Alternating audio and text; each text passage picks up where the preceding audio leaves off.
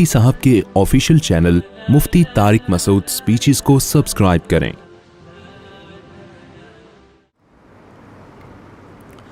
الحمد لله نحمده ونصلي على رسوله الكريم اما بعد فاعوذ بالله من الشيطان الرجيم بسم الله الرحمن الرحيم فاما من اوتي كتابه بيمينه فيقول هاؤم اقرءوا كتابيه اني ظننت اني ملاق حسابيه فهو في عيشة راضية۔ سورہ الحاقہ کی ان آیات پر بیان چل رہا تھا رمضان سے پہلے، پھر رمضان کے بعد جو اتوار کو بیان ہوا، میرا موڈ نہیں تھا بیان کا بالکل، پچھلے اتوار کو نا کنٹینیو پورے مہینے بیان، ایک دن میں دو بیان۔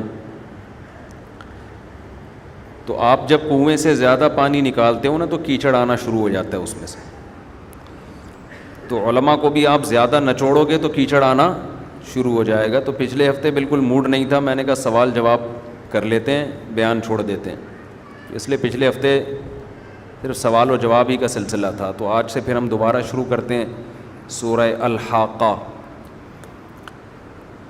درس جو ہمارا چل رہا تھا اما من اوتی کتابہ بیمینی، وہ شخص جس کو دائیں ہاتھ میں اعمال نامہ دیا گیا، فَيَقُولُ هَاؤُمُ اقْرَءُوا کتابیہ، خوشی سے چیخے گا۔ ہاں کا مطلب ارے، ہم کسی کو متوجہ کرنے کے لیے کہتے ہیں او بھائی بات سنو۔ اس سے پہلے کیا حالت تھی؟ یفر المرء من اخیہ، جب تک اعمال نامہ نہیں ملا تھا نا لٹکے ہوئے تھے کہ اب پتہ نہیں میرا بنے گا کیا، اس وقت یہ کنڈیشن تھی یفر المرء من اخیہ، اپنے بھائی کو پہچاننے سے انکار۔ بھائی بھی آ رہا ہوگا نا، انسان بھاگے گا کہ کہیں یہ مجھ سے نیکی نہ مانگ لے۔ آپ کی جیب میں تھوڑا سا پانی ہو اور قحط پڑا ہوا ہو، آپ چھپاتے ہو نا اس کو، یار یہ نہ مانگ لے۔ یفر المرء من اخیہ و امہ و ابیہ، اپنی ماں سے اپنے باپ سے دور بھاگے گا۔ قرآن کہتا ہے وفصیلتہ التی تؤویہ، جس خاندان نے اس کو ٹھکانہ دیا، اتنا احسان کیا۔ ہاں بھائی منع کیا ہو گیا؟ احمد بھائی بیٹھے ہو، شاباش، تمیز سے۔ جس خاندان نے اس ٹھکانہ دیا، کتنا بڑا احسان ہے نا اس خاندان کا۔ تو قرآن کہتا ہے اس خاندان سے بھی دور بھاگے گا، پہچاننے سے انکار کر دے گا۔ کہے گا بھائی کون ہو بھائی؟ آپ کہیں گے بھائی تم اچکزئی سے ہو نا، ہم بھی اچکزئی ہیں۔ کہ کون اچکزئی؟ آپ کہیں گے تم بھی خان ہم بھی خان۔ کون خان؟ خاندان سے دور۔ ایسے نفسا نفسی کا عالم ہوگا کہ قرآن حدیث میں آتا ہے، صحیح بخاری مسلم کی حدیث ہے کہ آپ صلی اللہ علیہ وسلم نے فرمایا لوگ حساب و کتاب کے لیے نا پیغمبروں کے پاس جائیں گے۔ اچھا یہ جو میں بات کہہ دیتا ہوں نا، یہ حدیث بخاری مسلم کی ہے، یہ بات خوب سمجھ لیں۔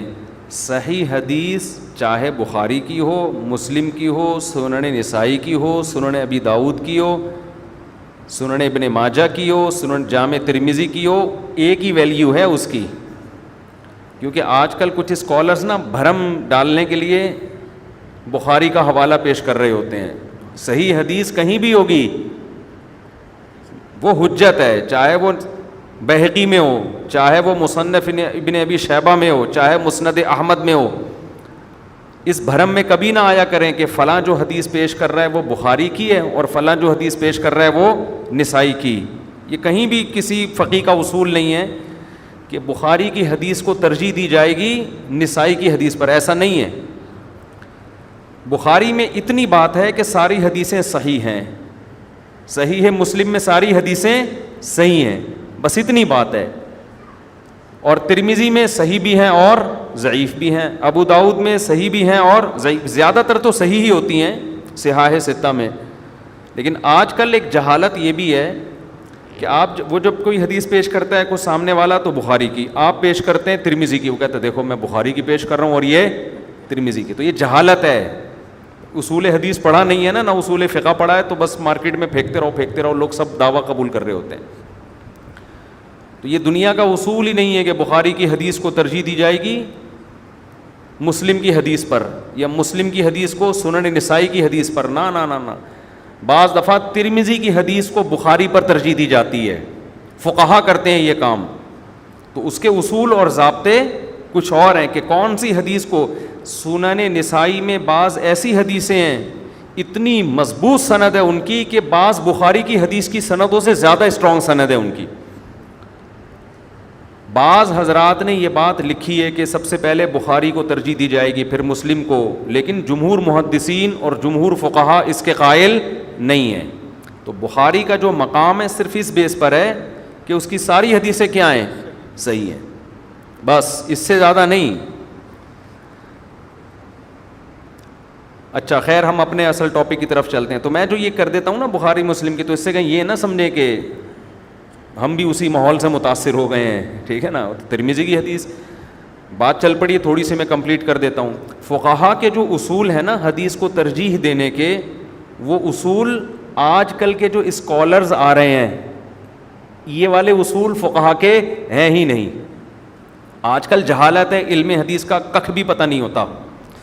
پبلک سے علماء سے سنا بخاری کی بڑی ویلیو ہے, بھائی بخاری کی بڑی ویلیو ہے, تو بس بخاری کی حدیث پیش کی, آپ نے اس کے مقابلے میں کوئی حدیث پیش کی ترمذی میں, تو دیکھو ہم بخاری کی بات کر رہے ہیں اور یہ ترمذی کی. تو میں آپ کو فقہا کے اصول بیان کرتا ہوں مختصراً, تاکہ یہ بات آتی ہے تو بیچ میں آ جاتی ہے. ہر فقیہ کا اپنا ایک اصول ہے. امام شافعی کے اپنے اصول ہیں, امام ابو حنیفہ کے اپنے اصول ہیں, امام مالک کے اپنے اصول ہیں. امام مالک کے اصول کیا ہیں؟ وہ کہتے ہیں جو مدینہ کے لوگ جس پر عمل کر رہے ہیں حدیث اس کے موافق ہوگی میں اس کو لے لوں گا, جو حدیث اس کے اگینسٹ ہوگی میں اس کو ترک کر دوں گا. کیوں؟ وہ کہتے ہیں بھائی نبی کا انتقال مدینہ میں ہوا ہے, تو یہ تابعین تبع تابعین نے نبی کی نمازیں نبی کا عمل دیکھا ہے آخری, یہ جو فالو کر رہے ہیں نا حدیث تو ایک سند سے ہوگی نا, فلاں نے بیان کیا, فلاں نے فلاں سے بیان کیا, انہوں نے نبی سے یہ سنا, تو اس میں امکان ہے وہ منسوخ ہو گیا ہو. جبکہ مدینہ والے جو عمل کر رہے ہیں اس میں منسوخ ہونے کا احتمال نہیں ہے, یہ ان کا اصول ہے. امام ابو حنیفہ کا اصول کیا ہے؟ وہ کہتے ہیں حدیث چاہے امام بخاری تو امام ابو حنیفہ کے بہت بعد میں آئے ہیں نا, لیکن میں تعبیر کر رہا ہوں, کہتے ہیں حدیث چاہے بخاری کی کیوں نہ ہو. کیا مطلب؟ یعنی کتنی مضبوط سند کیوں نہ ہو, قرآن کے اگینسٹ ہوگی تو وہ اس کو رد کر دیں گے. ایک چھوٹا سا فقہ کا اصول بیان کر کے میں آگے چلتا ہوں, ورنہ یہ اصول الگ سے پھر ٹاپک بنا کے بیان نہیں ہوتا. خوب سمجھ لیں, یہ چھوٹا سا اصول بیان کرتا ہوں, مزہ آئے گا. جو جن کے ذرا علمی ذوق ہے نا ان کو یہ سننے میں مزہ آئے گا. دیکھو دلائل کی 4 قسمیں ہیں. دیر آر 4 ٹائپس آف دلائل. قرآن و سنت کے جو دلائل ہیں ان کی کتنی قسمیں ہیں؟ 4 قسمیں ہیں. ایک کو کہتے ہیں قطعی الثبوت اور قطعی الدلالہ. تھوڑی گاڑی اردو ہے, آسان کر کے بتاتا ہوں. قطعی الثبوت کا مطلب یہ ہوتا ہے کہ آپ یقینی طور پہ کہہ سکتے ہو کہ نبی نے ایسا کہا ہے یا اللہ نے ایسا کہا ہے, اس میں کوئی 2 رائے نہیں ہو سکتی.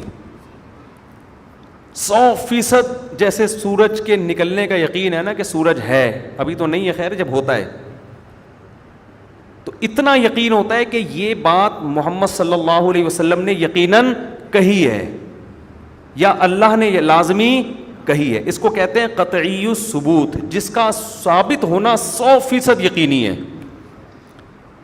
یہ ہے قرآن کی آیتیں. اب قرآن میں اللہ نے کچھ کہہ دیا, اس میں یہ بحث ہی نہیں ہے کہ یہ آیت صحیح ہے یا ضعیف ہے یا موضوع ہے. یہ بحث ہو سکتی ہے کیونکہ اللہ کا کلام جب نبی پہ نازل ہوا, نبی نے اس کو لکھوا لیا, لاکھوں لوگوں تک پہنچایا, لاکھوں نے کروڑوں تک, کروڑوں سے اربوں تک. اس میں غلطی کا امکان ہے ہی نہیں. اتنے لوگ غلطی کر نہیں سکتے, ممکن نہیں ہے. اسی طرح حدیث متواتر، متواتر حدیث وہ ہوتی ہے جس کو بیان کرنے والے اتنے صحابہ، پھر آگے اتنے تابعین، کہ اس کے بارے میں اب یہ بحث ہی فضول ہے کہ یہ صحیح ہے یا ضعیف. وہ اتنی پکی ڈھکی ہوتی ہے کہ اس میں یہ بحث ہی غلط ہے کہ راویوں کی بحث میں آپ پڑ جائیں کہ یہ راوی سچا تھا یا بولتے کیوں نہیں، یہ راوی سچا تھا یا جھوٹا. اس کو کہتے ہیں قطعی الثبوت. میں اس کی مثالیں دیتا ہوں نا کچھ. آپ انڈا موڑ پہ بیٹھے ہوئے تھے، کسی نے آ کے بولٹن مارکیٹ سے آپ کو آ کے بتایا یار اللہ نہ کرے اللہ نہ کرے صدر میں بم پھٹا ہے، ابھی پرسوں پھٹا ہے نا، چند دن پہلے پھٹا ہے بم.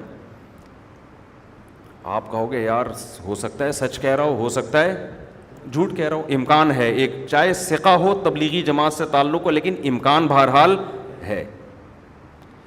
لیکن اس امکان کی بیس پر آپ اس کی بات کو ریجیکٹ نہیں کرو گے.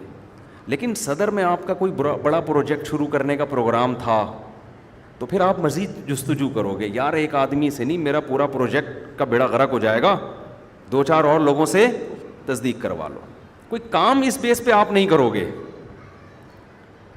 لہٰذا آپ کیا کرو گے، آپ اور لوگوں سے پتہ چلا جی نیوز چینل پہ پٹی چل گئی، اس کی تصویریں آ گئیں، سوشل میڈیا پہ ہر آدمی کہہ رہا ہے بم پھٹا ہے، لاشیں اللہ نہ کرے اٹھ رہی ہیں. اب یہ قطعی الثبوت، یہ ایسی خبر ہے جس میں شک نہیں. جیسے ورلڈ ٹریڈ سینٹر تباہ ہوا ساری دنیا کو، اب اس میں تو بحث ہوتی ہے کس نے گرایا، امریکہ نے خود گروایا یا القاعدہ نے کیا یا کس نے کیا، اس میں تو کنفیوژن ہے. اب کوئی پاگل اٹھ کے کہے کہ ورلڈ ٹریڈ سینٹر کا حادثہ ہوا ہی نہیں. یہ سب ٹوپی ڈرامہ ہے، سب دنیا کی بڑی طاقتوں نے، اصل میں ایک ویڈیو گیم تھا اس میں لا کے دکھایا گیا اور ایسے شو کیا گیا. تو آپ کہہ کہ بھائی پھینکنے پر گورنمنٹ کی طرف سے کوئی پابندی نہیں. یہ قطعی ثبوت چیزیں ہیں، ان میں دو رائے ہو نہیں سکتی. تو شریعت میں وہ حدیثیں جو متواتر ہوں، متواتر پتہ ہے کسے کہتے ہیں، جس کے نقل کرنے والے اتنے کثرت سے ہوں کہ ان کا جھوٹ پر جمع ہونا عقلاً ممکن نہ ہو. عقل کہتی ہو یار اتنے آدمی جھوٹ پہ جمع نہیں ہو سکتے. ایسی حدیث کو کیا کہتے ہیں، متواتر. جیسے 5 نمازیں حدیث سے ثابت ہے نا. اب کوئی پاگل اٹھ کے اسکالر کہے کہ یہ جو 5 نمازوں کی حدیث ہے یہ سند کے لحاظ سے ضعیف ہے، اس میں فلاں راوی پہ میں کیڑا نکال، تو کوئی کیڑا نکال دے راوی میں، اس کو بولیں گے بھائی کوئی اور کام کر، تو گول گپے بیچ لے، کوئی ٹھیلا ویلا لگا دے، یہ فضول باتیں نہ کر. جب سے نبی دنیا سے تشریف لے گئے ہیں 5 نمازیں پوری دنیا کے مسلمان تواتر سے سینہ بسینہ پڑھتے آ رہے ہیں. اب چاہے بخاری بالفرض، اول تو ہوگا نہیں بخاری میں اس کے خلاف، ہو بھی تو ہم نہیں مانیں گے. تو یہ تواتر سے رمضان کے روزے اور مزید یہ شوال کا مہینہ ہے. یہ کون سا مہینہ ہے؟ اب کوئی پاگل اٹھ کے بولے یہ شوال نہیں ہے، یہ اصل میں ذی قعدہ کا مہینہ ہے. مسلمان ایک مہینہ بیچ میں فلاں سن میں کھا گئے تھے. سن 1735 میں مسلمانوں کے خلیفہ نے آرڈر جاری کیا تھا کہ ایک شوال بیچ سے کیا کر دو، کھا جاؤ. اس کی وجہ سے یہ پہلے شروع ہو گئے، رمضان اس دفعہ پہلے آ گیا تھا. ہم اس کو کیا کہیں گے، اگر خلیفہ نے ایسا آرڈر کیا تھا تو پوری دنیا پاگل تھی کیا، احتجاج کرتی، شور مچاتی. بادشاہ اگر ان کا گلا گھونٹتا تو کتابوں میں لکھتی. وہ کتابیں ہمارے پاس آج بولو نا چلی آ رہی ہوتی. پھر مسلمان اگلے سال یا اس بادشاہ کے جانے کے بعد اس کو ایڈجسٹ کر لیتے، اس مہینے کو سیٹنگ سیٹ پہ لے آتے کہ یار رمضان ہمارا برباد ہو رہا ہے، مہینہ ہی پورا کھا گیا. آج ہم یقین سے کہہ سکتے ہیں کہ اگر یہ شوال ہے، قسم اٹھا کے کہہ سکتے ہیں تو سچی مچی کا شوال ہی ہے. اتنی بڑی غلطی دنیا کرتی نہیں ہے.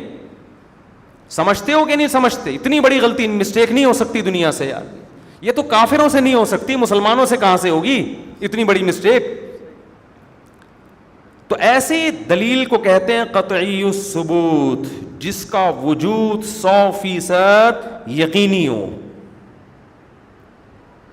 یہ دلیل کی کون سی قسم ہے؟ پہلی.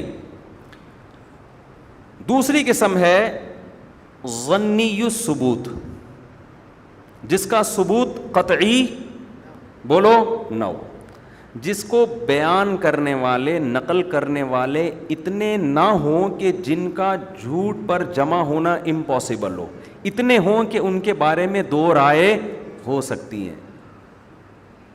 سمجھتے ہو؟ مثال کے طور پر وہی بولٹن مارکیٹ، ایک بندے نے آ کے بتایا کہ بھئی ایسے ہوا ہے، ایک بندے نے بتایا کہ یہ ہوا ہے. آپ کہہ سکتے یار صحیح کہہ رہا ہے، لیکن جھوٹ کا غلطی کا امکان بھی ہے، جھوٹ کا بھی امکان ہے اور بھول کا بھی امکان ہے. ہو سکتا ہے جھوٹ نہ بول رہا ہو لیکن کوئی ٹیکنیکل فالٹ کی وجہ سے بیان کرنے میں مسٹیک ہو گئی ہو. سمجھتے ہو؟ آپ میرا خیال ہے بور ہو رہے ہیں. بور تو نہیں ہو رہے؟ خشک موضوع ہے نا، تھوڑا سا بورنگ موضوع ہے. حوروں کی بات تھی آج اور بیان ادھر چلا گیا. یہ کر کے میں آگے آتا ہوں بیان کی طرف. اصل میں یہ چیزیں الگ سے پھر موضوع بنا کے بیان ہوتا نہیں ہے ان چیزوں پر.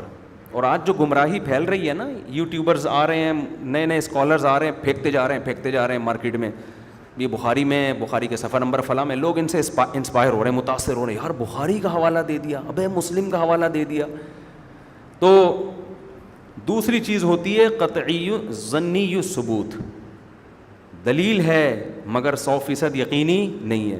تو خوب سمجھ لو، صحاح ستہ کی جتنی حدیثیں ہیں 99% ظنی ثبوت ہیں، قطعی ثبوت نہیں ہے. کیونکہ حدثنی فلان قال حدثنی فلان ایسے سند چلتی ہے. امام بخاری کہتے ہیں مجھ سے فلاں نے بیان کیا، فلاں کہتا ہے مجھ سے فلاں نے بیان کیا، وہ کہتے ہیں مجھ سے فلاں نے بیان کیا، وہ کہتا ہے مجھ سے فلاں نے بیان کیا، پھر وہ کہتے ہیں مجھ سے عبداللہ بن مسعود نے بیان کیا، وہ کہتے ہیں میں نے نبی صلی اللہ علیہ وسلم کو یہ فرماتے ہوئے سنا ہے. یہ کیا کہلاتی ہیں؟ ظنی الثبوت. اب اس میں گڑبڑ یہ ہوتی ہے، منکرین حدیث وہ گڑبڑ یہ کرتے ہیں، وہ کہتے ہیں چونکہ حدیث ظنی چیز ہے، 100% قرآن کی طرح یقینی نہیں ہے، لہذا حدیث ہم پہ حجت ہے ہی نہیں. انہوں نے یہ بہانہ کر کے پورے دین کا بیڑا غرق کر دیا. کیونکہ دین زیادہ تر قرآن کے بجائے حدیثوں سے ثابت ہے. قرآن سے تو آپ نماز کا طریقہ نہیں ثابت کر سکتے، روزہ کیسے رکھنا ہے یہ قرآن سے ثابت نہیں، یہ تو سب حدیثوں سے پتہ چلتا ہے. تو یہ بھی ایک انتہا تھی جو کیا ہے؟ غلط. کیونکہ ہم یہ کہتے ہیں چیز ظنی ہوتی ہے، لیکن اگر اس کی سچائی کا غالب گمان ہوتا ہے، آپ کو غالب گمان ہو کہ یہ سچا آدمی ہے، تو آپ اس کی خبر پر عمل کرتے ہیں. سمجھتے ہیں نا؟ آپ کو اگر کوئی آدمی آ کے خبر دے کہ صدر میں گولیاں چل رہی ہیں، tablets are walking in president, یہ آج کل کی انگلش ہے نا، صدر میں کیا چل رہی ہیں؟ Tablets are walking in president, صدر میں گولیاں چل رہی ہیں. آپ جاؤ گے صدر شاپنگ کرنے کے لیے؟ ہے بھائی؟ اب بولو گے نہیں بھائی. اب کوئی کہے یہ ایک آدمی نے خبر دی ہے، جھوٹی بھی ہو سکتی ہے، کیا خیال ہے؟ تو چلے جاؤ. آپ کہیں گے ابے سچی نکلی تو کیا ہوگا؟ ہے بھائی؟ تو سچائی کا امکان بہرحال زیادہ ہے اس میں. تو ہم بھی یہی کہتے ہیں منکرین حدیث سے کہ جب پیغمبر صلی اللہ علیہ وسلم کا کوئی قول ہم تک پہنچا، حدیث میں محدثین نے یہ احتیاط کی ہے، عام حالات میں جب کوئی آپ کو آ کے خبر دیتا ہے کہ صدر میں گولیاں چل رہی ہیں، آپ اس کی خبر پر یقین کرو نہ کرو عمل ضرور کرتے ہو کہ یار میں نہیں جا رہا فی الحال صدر. آپ اس کو جھوٹا قرار نہیں دیتے. لیکن حدیث میں احتیاط یہ کی گئی ہے کہ جب تک اس آدمی کے سچے ہونے کی دلیل نہیں ہوگی ہم اس کو جھوٹا ہی سمجھیں گے، کیونکہ یہ شریعت کا معاملہ ہے نا. لہذا سند کی بحث ہوتی ہے. بھئی امام بخاری سے نے جس سے سنا وہ راوی کیسا ہے، اس نے جس سے سنا اس کے بارے میں کیا تبصرہ ہے. تو جب تک جرح نہ ہو جائے، راویوں کا نیٹ اینڈ کلین ہونا ثابت نہ ہو جائے، اس وقت تک ہم حدیث پر عمل نہیں کرتے. لیکن جب ثابت ہو گیا تو ظنی تو اب بھی ہے، کیونکہ ایک کی خبر بھی نہیں ہے، خبر در خبر در خبر، تو ظنی تو اب بھی ہے، لیکن اس پر عمل واجب ہے. کیونکہ دنیا میں یہ اصول ہے کہ جب بھی کوئی آپ کو آ کے خبر دیتا ہے، اگرچہ وہ ظنی ہو، لیکن جب تک اس کے غلط ہونے کا یقین نہ ہو اس پر عمل ایسے ہی کیا جاتا ہے جیسے یقینی ہے. لیکن اس کی ایک دوسرا مسئلہ کیا ہے؟ ایک انتہا تو یہ ہے کہ کہ حدیث کو ظنی ہونے کی وجہ سے رد کر دیا جائے جیسے منکرین حدیث کرتے ہیں. دوسری انتہا بھی ایک اور ہے, وہ یہ کہ حدیث ظنی ہے مگر اس کو قرآن سے آپ نے بڑھا. اگر وہ قرآن کے اگینسٹ جا رہی ہے تو آپ نے قرآن پر اس کو ترجیح دے دی. یہ آج کل کے اسکالرز کر رہے ہوتے ہیں جو ہر وقت دعویٰ کرتے ہیں ہم ہر حدیث کو مانتے ہیں, وہ قرآن کو نہیں مان رہے ہوتے ایسے موقع پہ. امام ابو حنیفہ کو جو آدھی سے زیادہ دنیا نے فالو کیا نا, اس کی بڑی وجہ ہے کہ ان کے اصول بڑے خاندانی ہیں. وہ کہتے ہیں حدیث کتنی ہی صحیح کیوں نہ ہو, اگر وہ متواتر حدیث کے خلاف یا قرآن کے خلاف ہوگی تو اس حدیث کو رد کر دیا جائے گا, جب تک کہ اسی تواتر سے ثابت نہ ہو, جب تک اتنے ہی تواتر سے ثابت نہ ہو. اس کی میں چند مثالیں دیتا ہوں. قرآن میں آتا ہے اے ایمان والو اذا قمتم الی الصلاۃ, جب نماز کے لیے کھڑے ہو تو اپنے چہرے کو دھو, اپنے بازوؤں کو دھو, سر کا مسح کرو اور اپنے پاؤں کو دھو. سمجھتے ہیں کہ نہیں سمجھتے؟ لیکن حدیث میں آتا ہے کہ نبی صلی اللہ علیہ وسلم نے جب چمڑے کے موزے پہنے تو ان پر مسح کیا. امام ابو حنیفہ تک جب یہ حدیث پہنچی انہوں نے موزے پر مسح کے جائز ہونے کا فتویٰ نہیں دیا, حالانکہ صحیح حدیث پہنچی تھی. کیوں؟ قرآن کیا کہہ رہا ہے؟ پاؤں کیا کرو؟ دھو. لیکن امام حنیفہ تک ایک حدیث, دوسری حدیث, تیسری حدیث, موزوں کے مسح کے جائز ہونے کی اتنی حدیثیں پہنچ گئیں. پھر امام صاحب نے کہا ما قلت بالمسح علی الخفین, میں نے اس وقت تک موزوں پہ یعنی خفین پر مسح کے جائز ہونے کا فتویٰ نہیں دیا حتی ظہر لی مثل ضوء النہار, جب تک کہ اس کا جائز ہونا سورج کی روشنی کی طرح میرے سامنے ثابت نہیں ہو گیا. اتنی حدیثیں میرے تک پہنچ گئیں کہ جیسے چڑھتے سورج کو دیکھ کے یقین ہوتا ہے کہ یہ ہے, ایسے یقین ہو گیا واقعی نبی نے موزوں پر مسح کیا ہے. اس کے بعد میں نے فتویٰ دیا, کیونکہ بہت کثرت سے روایتیں جن میں آتا ہے نا آپ نے خفین پر مسح کیا. سمجھتے ہیں بات کو؟ اب اگر ایک دو حدیثیں ہوتی ہیں نا موزوں پہ مسح کی, چاہے وہ بخاری کی ہوتی چاہے وہ مسلم کی, امام حنیفہ نے فتویٰ نہیں دینا تھا. کہتے نہیں بھائی تواتر جب تک اتنا, کیونکہ ہمیں اب کوئی ایسے موقع پہ کوئی یہ شخص اعتراض کرے یار تم نبی کے حکم کو چھوڑ رہے ہو, امام حنیفہ پہ کوئی طنز کرے, وہ کہیں گے یہ نبی کا آرڈر ہے یا نہیں ہے, یہ 100% یقینی نہیں, یہ تو فلاں نے بیان کیا, فلاں سے بیان کرنے میں غلطی ہو سکتی ہے. نبی کا آرڈر ہونا 100% ثابت تو ہو جائے پھر ہم مانیں گے اس کو, ثابت نہیں. اس کے مقابلے میں یقینی خبر قرآن ہے جو پاؤں دھونے کا آرڈر کر رہا ہے. میں سمجھا پا رہا ہوں اپنی بات؟ اب آج کل کے اسکالر کیا کرتے ہیں, اصول گئے تیل لینے. اصول کہاں گئے؟ تیل لینے. بخاری میں چیپٹر نمبر 3 حدیث نمبر 16 یہ دیکھو. اسی وجہ سے چاروں اماموں نے جو موزوں پہ مسح کے جائز ہونے کا فتویٰ دیا اس میں کچھ شرطیں لگائی ہیں. عام موزوں پہ مسح کی اجازت نہیں دی. کیوں؟ کہتے ہیں بھائی قرآن کو جو چھوڑا جائے گا نا, قرآن میں تو دھونے کا حکم ہے جو یقینی ہے, اس یقینی حکم کو ہم جب چھوڑیں گے تو ان حدیثوں کی بیس پہ چھوڑیں گے, ان موزوں کی بیس پہ جن کے مسح کا جائز ہونا بھی حدیث سے یقینی طور پہ ثابت ہے. یہ والے موزے کمبخت, یہ موزے نبی کے دور میں تھے ہی نہیں, تو ان پہ مسح کے جائز ہونے کی حدیث کہاں سے لاؤ گے آپ؟ نہیں آ رہی بات سمجھ میں؟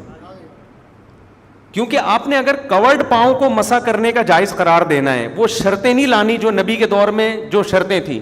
نبی کے دور میں موزے میں سب سے بڑی شرط پتہ ہے کیا تھی؟ صحابہ جو موزے پہنتے تھے یا نبی, وہ جوتوں کی جگہ استعمال ہوتے تھے. انہیں پہن کے جوتے پہننے کی ضرورت نہیں, انہیں پہن کے لمبے لمبے سفر کرتے تھے صحابہ کرام.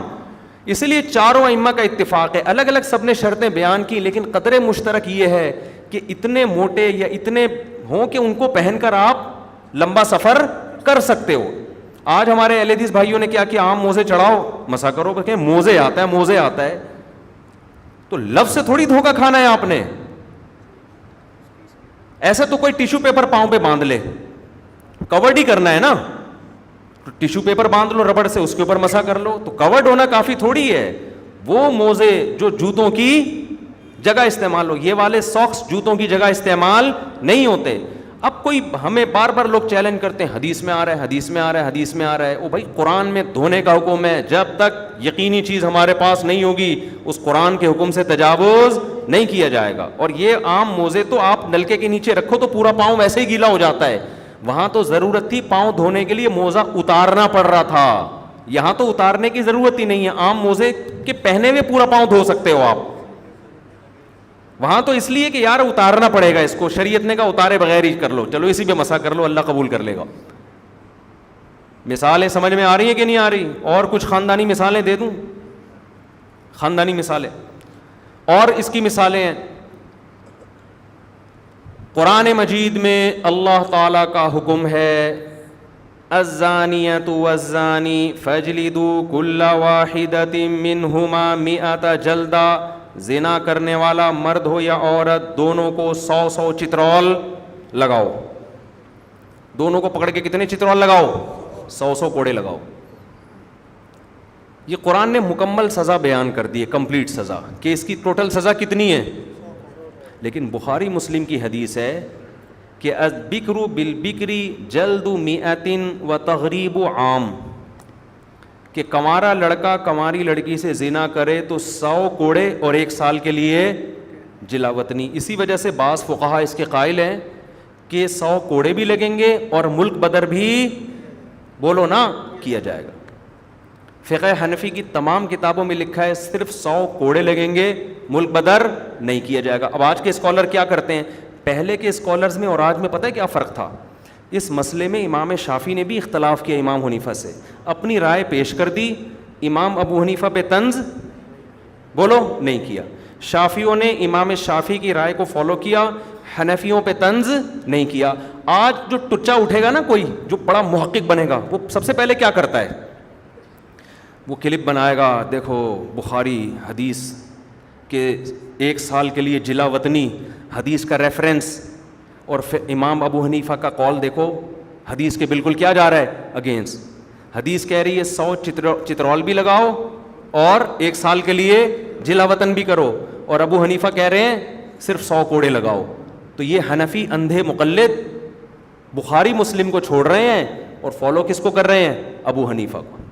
کیونکہ سامنے والے ان سے بھی بڑے فارغ ہوتے ہیں جو وہاں بیٹھا ہوا ہے. انہوں نے کبھی اسکول میں کیمسٹری پڑھ لی، فزکس پڑھ لیا، جو اسلامیات پڑھی اسکولوں میں وہ اتنی بیکار قسم کی اسلامیات ہے، اسے پڑھ کے اسلام کے علاوہ سب کچھ آ جائے. وہ پڑوسیوں کے حقوق، ابا اماں کے 2-4 حقوق، انٹیوں سے کیسے بات کرنی ہے، بڑوں کو چچا کو کیا کہنا ہے، بس 2-4 اس طرح کی جو عیسائی بھی پڑھاتے ہیں یہ چیزیں. اس کے لیے اسلام پڑھنے کی ضرورت نہیں. یہ والی اسلامیات اسکولوں میں پڑھائی جا رہی ہے. اصول فقہ تو ہے ہی نہیں، مسائل تو ہیں ہی نہیں. تو وہ بھی آگے کمنٹس کے دیکھو. حالانکہ یہاں امام حنیفہ کا موقف بڑا مضبوط ہے. وہ کہتے ہیں بھائی قرآن کیا بیان کر رہا ہے؟ 100 کوڑے. تو کل سزا قرآن ٹوٹل کیا اگر قرآن نے یہ سزا بیان ہی نہ کی ہوتی، پھر ہم جاتے ہیں حدیث کی طرف نا، ہم کہتے ہیں مکمل سزا حدیث میں ہی ہے، قرآن تو اس سے خاموش ہے. قرآن خاموش نہیں ہے. اچھا یہ بھی ہوتا ہے قرآن ایک سزا مبہم بیان کرتا، مبہم، اس کی ڈیٹیل ہم کس سے پوچھتے؟ حدیث سے. وہ ہمیں ڈیٹیل حدیث سے ملتی، پھر ہم حدیث قرآن کی تفسیر بناتے. یہاں تو قرآن نے اجمالی طور پہ بیان نہیں کیا، سزا بیان کر دی ہے جس کی تفصیل کی ہمیں ضرورت نہیں ہے. اب حدیث خبر واحد ہے، خبر واحد نا ظنی چیز ہے. تو وہ کہتے ہیں کہ اب ہم قرآن پہ ایڈیشن نہیں کر سکتے. تو اس لیے امام حنیفہ نے کیا اس حدیث کا مفہوم بیان کیا کہ بھائی یہ جو نبی نے ارشاد فرمایا نا کہ زانی مرد اور زانی عورت کو 100 کوڑے لگاؤ اور 1 سال کے لیے ملک بدر کرو، یہ 1 سال کے لیے ملک بدل کرنا یہ نبی کا حکم شریعت کے طور پہ نہیں ہے، یہ مشورے کے طور پہ ہے، سیاسی حکم ہے. کیونکہ آپ صلی اللہ علیہ وسلم نے بہت سے احکام ایسے دیے جو بطور سیاست کے تھے، وہ شرعی حد کا حصہ نہیں ہے. حد کا مطلب اس میں قاضی کو اختیار ہی نہیں ہے سزا کم کرنے کا، اور سیاسی حکم کا مطلب بھئی یہ سیاست پر معمول ہے. اس دور میں ایسا ہوا ہوگا، کوئی زانی زانیہ کا کیس ہوا ہوگا تو نبی نے ان کے بارے میں حکم دیا کہ ان دونوں کو کیا کرنا ہے؟ جلا وطن کرنا ہے. کیوں؟ شاید ان میں معاشقہ ہو گیا ہو، اس بات کا خطرہ ہو کہ یہ دوبارہ زنا کریں گے تو ان کو الگ الگ ملکوں میں بھیج دیا جائے تاکہ آپس میں ان کا ملاپ نہ ہو سکے. تو اس طور پر تو امام ابو حنیفہ نے حدیث کو لیا کہ بھئی آج بھی اگر یہ ضرورت محسوس ہوتی ہے کہ یہ اس ملک میں رہ کے دوبارہ زنا کر سکتے ہیں تو ان کو ملک بدر کیا جائے گا، یہ سزا کا حصہ نہیں ہے، یہ قاضی کی ثواب دید پر ہے. یہی وجہ ہے وہ کہتے ہیں بلکہ اس میں اس بات کا خطرہ ہے کہ ایک عورت جو زنا کیا اس کو جلا وطن کر دیں گے، وہ اپنے خاندان سے کٹ جائے گی، وہ بے روزگار ہو جائے گی، ایسا نہ وہ زنا ہی کو پیشہ بنا لے آپ. یعنی عقلی لاجک بھی اس کی نہیں بنتی. اب حالانکہ حدیث بخاری اور مسلم کی ہے. جس نے یہ پوری ڈیٹیل نہیں پڑھی ہوگی وہ ابو حنیفہ سے بھی بدگمان ہوگا، حنفی علماء سے بھی بدگمان ہوگا، 50% امت سے بھی بدگمان ہوگا، اور عقیدت اس کے دل میں اس یوٹیوبر کی ہوگی کہ آج یہ اسکالر پیدا ہوئے ہیں، 8ویں پاس ہیں، اور ماشاءاللہ علم اللہ نے ان کو کوٹ کوٹ کے ان کے اندر علم بھرا ہوا ہے. نہیں آ رہی میرا خیال ہے بات سمجھ میں؟ اور مثال دے دوں، 2 مثالیں دے کے بس پھر بیان کی طرف آؤں گا. ناراض نہیں ہونا آپ لوگ، ناراض نہیں ہونا. 2 خاندانی مثالیں دے کر ہم اصل موضوع کی طرف آتے ہیں. یہ اصول صحابہ کے بھی تھے، جو امام حنیفہ کا اصول ہے نا کہ خبر واحد قرآن کے متواتر کے خلاف حجت بولو نہیں ہے. یہ صحابہ نے بھی اس پر، حضرت عمر کا بھی یہی مذہب تھا.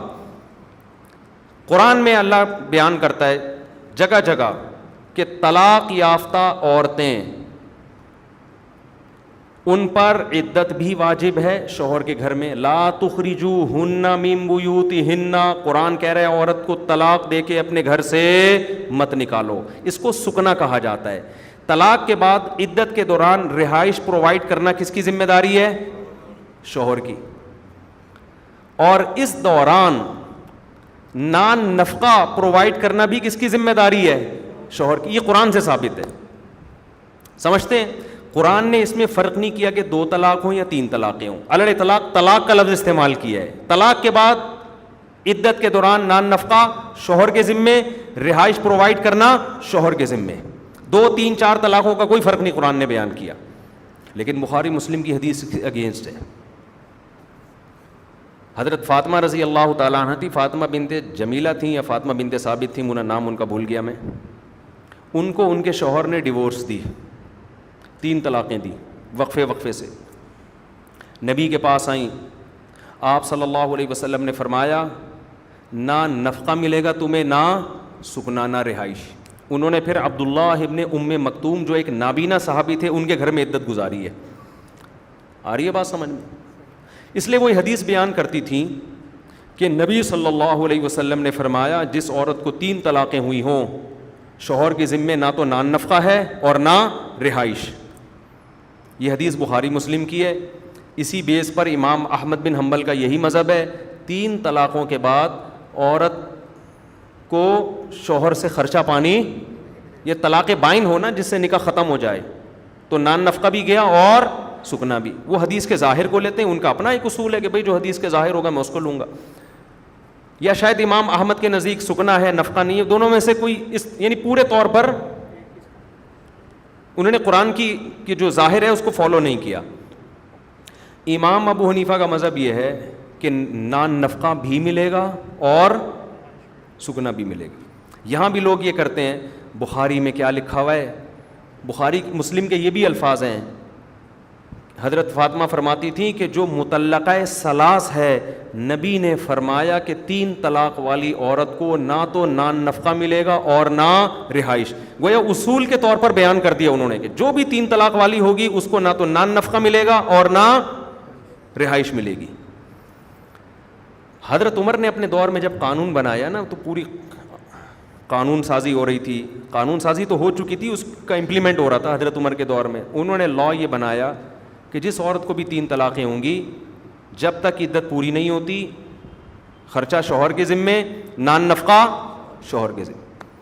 فوراً یہ حدیث حضرت عمر کے سامنے پیش کی گئی کہ وہ تو حضرت فاطمہ تو کہہ رہی ہیں کہ نبی نے فرمایا، نبی کی حدیث پیش کر رہی ہیں کہ جس عورت کو 3 طلاقیں ہوئی ہوں اس میں نہ تو نان نفقہ اور نہ رہائش. حضرت عمر نے کیا الفاظ فرمائے؟ لا ندع کتاب اللہ و سنت نبینا بقول امرات، ہم اللہ کی کتاب اور نبی کی سنت کو ایک عورت کے کہنے پہ نہیں چھوڑ سکتے. لا ندری احافظت ام نسیت، ہمیں نہیں پتہ انہوں نے نبی کی بات کو صحیح طرح سمجھا یا بھول گئی ہیں. اب کوئی پاگل اٹھ کے کہے کہ اے عمر بخاری مسلم کی حدیث، اس وقت تو بخاری مسلم بھی نہیں تھی، بلکہ اس سے بھی زیادہ مضبوط سند تھی. حضرت فاطمہ نے نبی سے سنا اور بتا رہی ہیں. راویوں کی بحث ہی نہیں ہے کہ راوی صحیح ہے یا ضعیف, حافظہ راوی کا کمزور ہے یا طاقتور ہے, یہ بحث ہی غلط. اتنی مضبوط بات. لیکن حضرت عمر کہہ رہے ہیں ہم نہیں چھوڑیں گے. کس کو؟ کتاب اللہ تو ہر طرح کی طلاق یافتہ عورتوں کے بارے میں.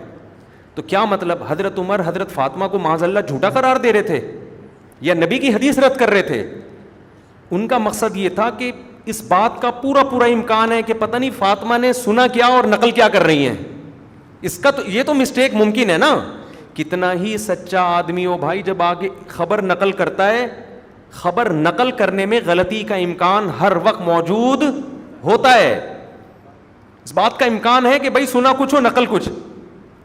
اس لیے علماء نے کہا عین ممکن ہے حضرت فاطمہ کو نبی نے یوں فرمایا ہو کہ تمہارے لیے نفقہ اور سکنا نہیں ہے, کیونکہ قرآن کہہ رہا ہے الا ان یاتینا بفاحشۃ مبینہ, عورت کا نان نفقہ اور رہائش اس وقت ساقط ہوگی جب وہ کھلی بے حیائی کا ارتکاب کرے. اگر آپ نے بیوی کو طلاق دی اور وہ کھلی بے حیائی کا ارتکاب کرے تو شرعاً آپ کے لیے جائز ہے اس کو گھر سے نکال دیں. اب کھلی بے حیائی کیا ہے؟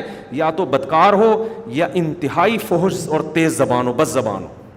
بعض دفعہ عورت اتنی بد زبان ہوتی ہے آدمی جان چھڑاتا ہے, سوائے ان عورتوں کے جو بیان سن رہی ہیں. اور پھر عدت اس کو پتہ ہے اگر اسی گھر میں گزارنی دی نا میں نے تو میرا انا للہ ہو جائے گا تھوڑے دنوں میں, اور خاص طور پہ جب طلاق ہو جائے اب تو اس نے میرے عزت کا جنازہ نکالنا. تو آدمی کہتا ہے بیوی تو اپنے گھر جا, یہاں رہنے کی اجازت نہیں ہے. ایسی شدید مجبوری میں قرآن نے اجازت دی ہے کہ اس کو اپنے گھر سے تم نکال سکتے ہو. تو علماء نے لکھا عین ممکن ہے حضرت فاطمہ بد زبان ہو, تیز زبان ہو وہ, جس کی وجہ سے نبی نے ان کو حکم دیا کہ یہاں سے آپ نکل جاؤ. یا یہ بھی ممکن ہے کہ حضرت فاطمہ جس گھر میں رہتی تھی اس گھر میں جوان دیور تھے, خطرہ تھا کہ اتنے سارے دیور ہیں, طلاق بھی ہو گئی ہے, کہیں کسی بے حیائی کا ارتکاب نہ ہو جائے. جیسے آج بھی فتویٰ دیتے ہیں عورت کسی جگہ سیو نہیں ہوتی تو فتویٰ دیا جاتا ہے بھائی آپ عدت اپنے ابا کے گھر گزار لو. کہیں جنگل میں شوہر رہتا تھا اکیلی, یا کرائے دینے کے لیے پیسے نہیں ہیں تو مجبوری میں نقل کیا جاتا ہے نا. تو عین ممکن ہے کوئی ریزن ہو, یہ ان کے لیے حکم خاص ہو اور انہوں نے ایک اصول اور ضابطے کے طور پر بیان کر دیا ہو. نبی کے الفاظ یہ نہ ہوں کہ 3 طلاق والی عورت کو نفقہ نہیں ملے گا, نبی کے الفاظ یہ ہوں کہ تجھے نہیں ملے گا. وہ یہ سمجھی کہ یہ قاعدہ کلیہ ہے, انہوں نے بیان ایسے کیا کہ نبی نے فرمایا 3 طلاق والی عورت کو نان نفقہ اور سکنا نہیں ملے گا.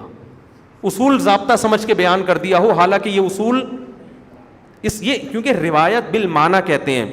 روایت بالمعنی یہ ہوتی ہے کہ نبی نے کچھ ارشاد فرمایا, راوی نے اسے اپنے الفاظ میں آگے بیان کر دیا. یہ حدیثوں میں بہت ہوتا ہے. اب میں ایک آخری بات کی طرف آتا ہوں, یہ پورا اصول کھوپڑی میں بیٹھ گیا نا. اب میں آتا ہوں اصل کہ اور کتنے سارے اعتراضات ہیں جو ہم لوگوں پہ کیے جاتے ہیں. تو آپ کو یہ اصول حضرت عمر سے بھی پتہ چل گیا نا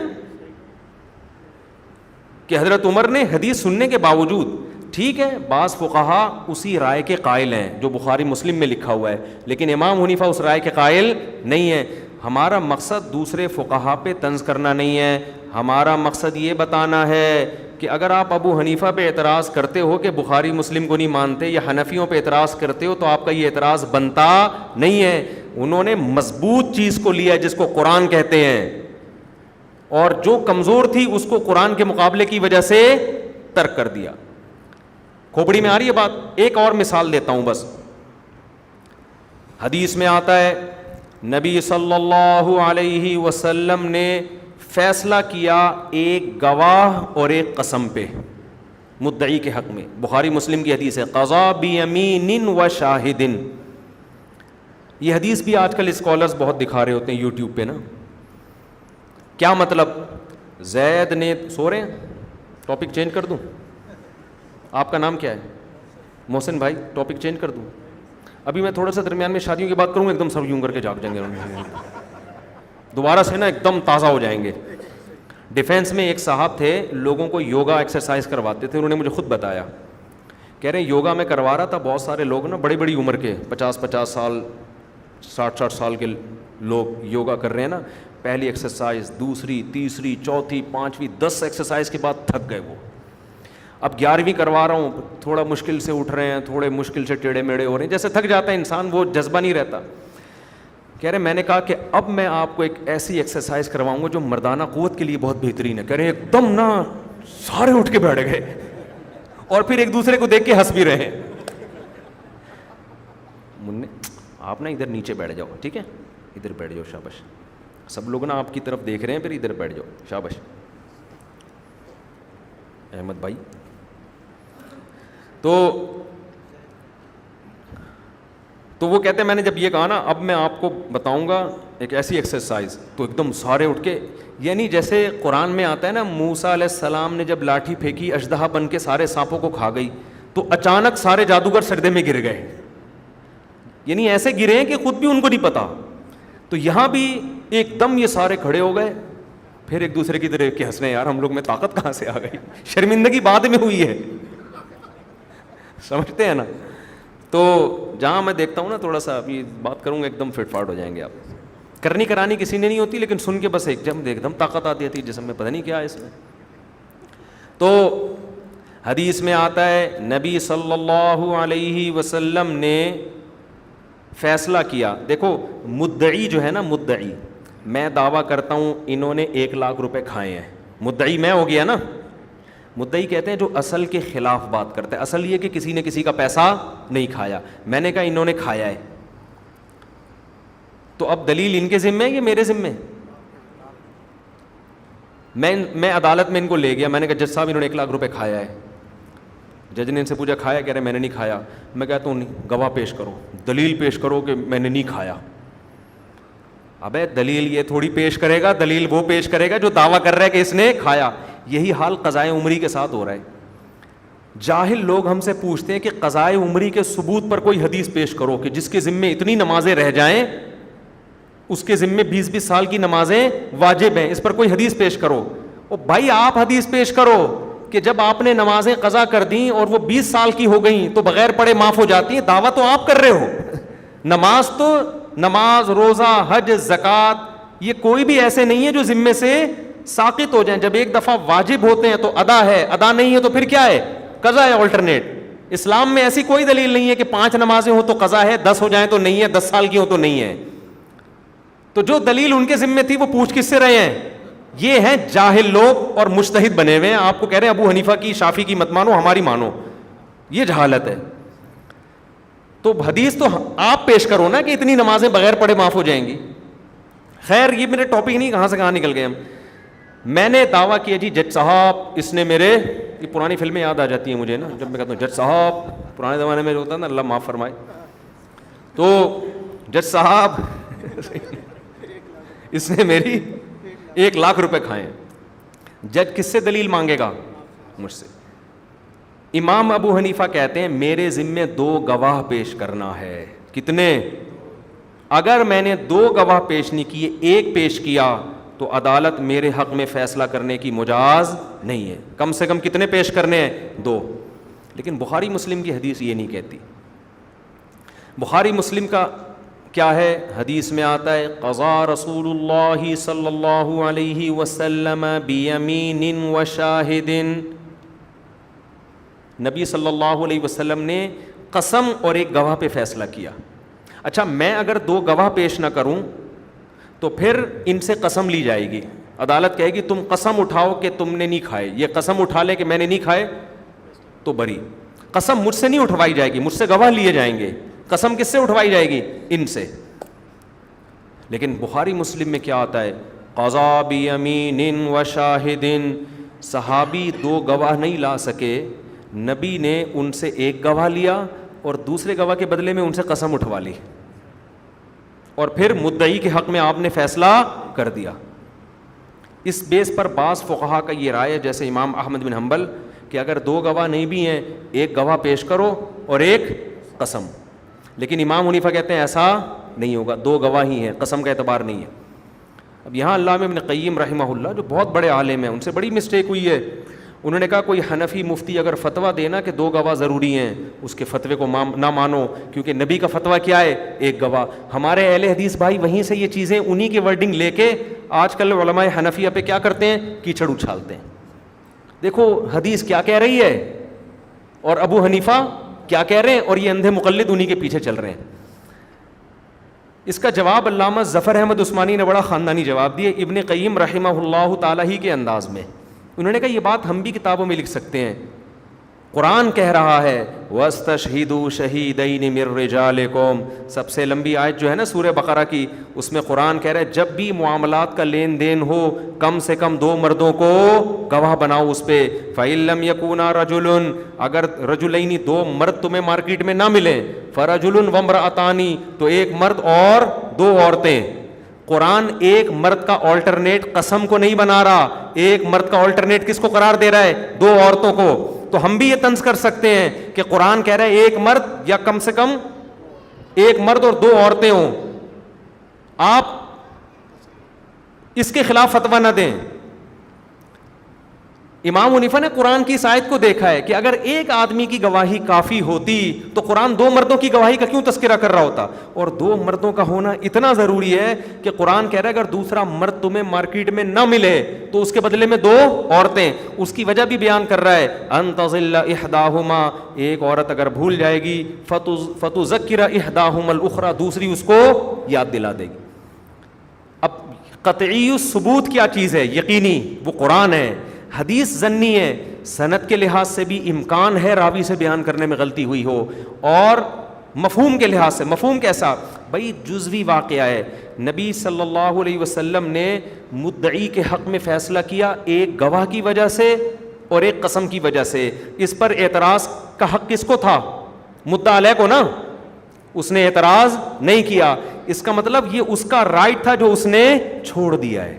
اس کی مثال ایسے ہے جیسے میں نے ان پہ دعویٰ کیا 1 لاکھ روپے آپ نے کھائے, ان کو یاد ہی نہیں.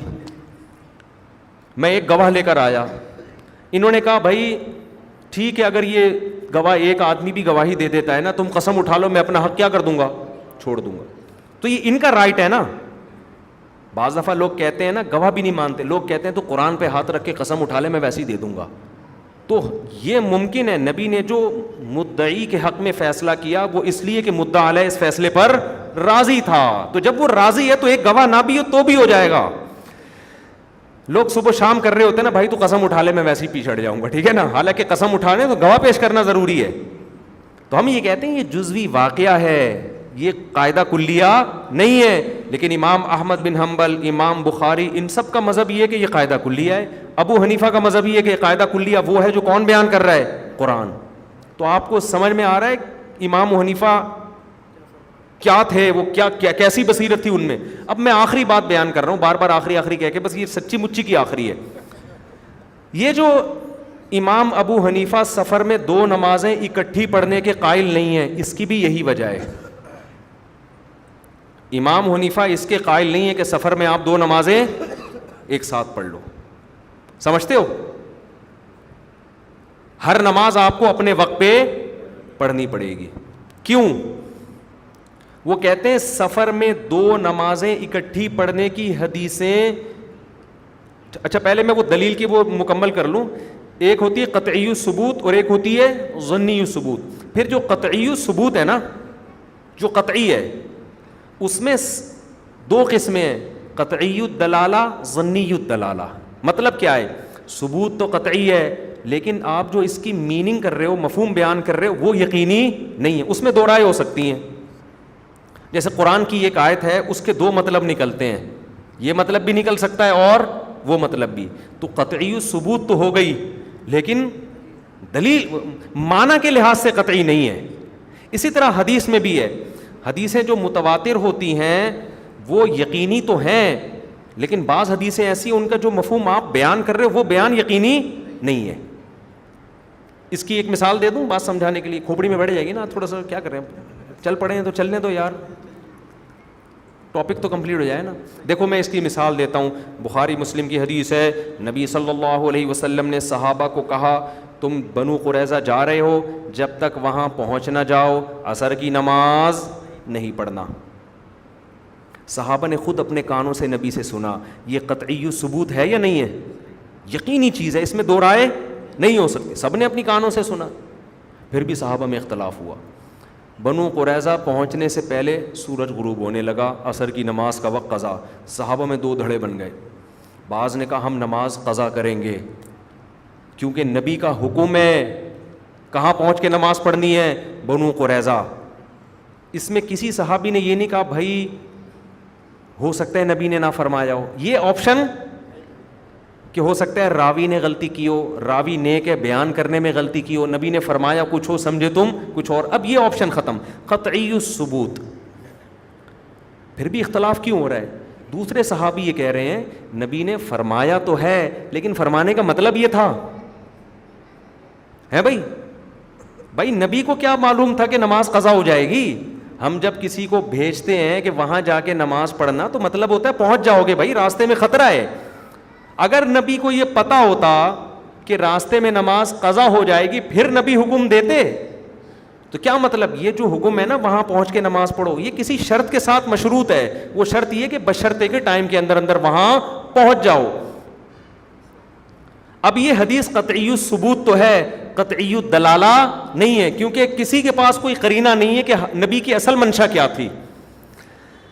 سمجھتے ہو کہ نہیں سمجھتے؟ اب 4 طرح کے دلائل آ گئے ہمارے پاس. بڑا خاندانی مضمون ہے، اگر علمی ذوق ہوگا تو مزہ آئے گا ورنہ پیسے واپس کرنے پڑیں گے آپ لوگوں کو. جن کو مزہ نہ آئے تو مجھے پیسے واپس کر کے جائیں. اب 4 طرح کے دلائل ہو گئے. یہ دلائل آپ کو عام زندگی میں بھی کام آئیں گے، صرف شریعت میں نہیں. یہ آپ عام زندگی میں بھی، دنیا چلانے کے لیے بھی یہی اصول ہیں. تو سب سے پہلے نمبر پہ کون سی دلیل؟ قطعی الثبوت بھی ہو قطعی الدلالہ بھی ہو. یہ سب سے خاندانی دلیل ہوتی ہے.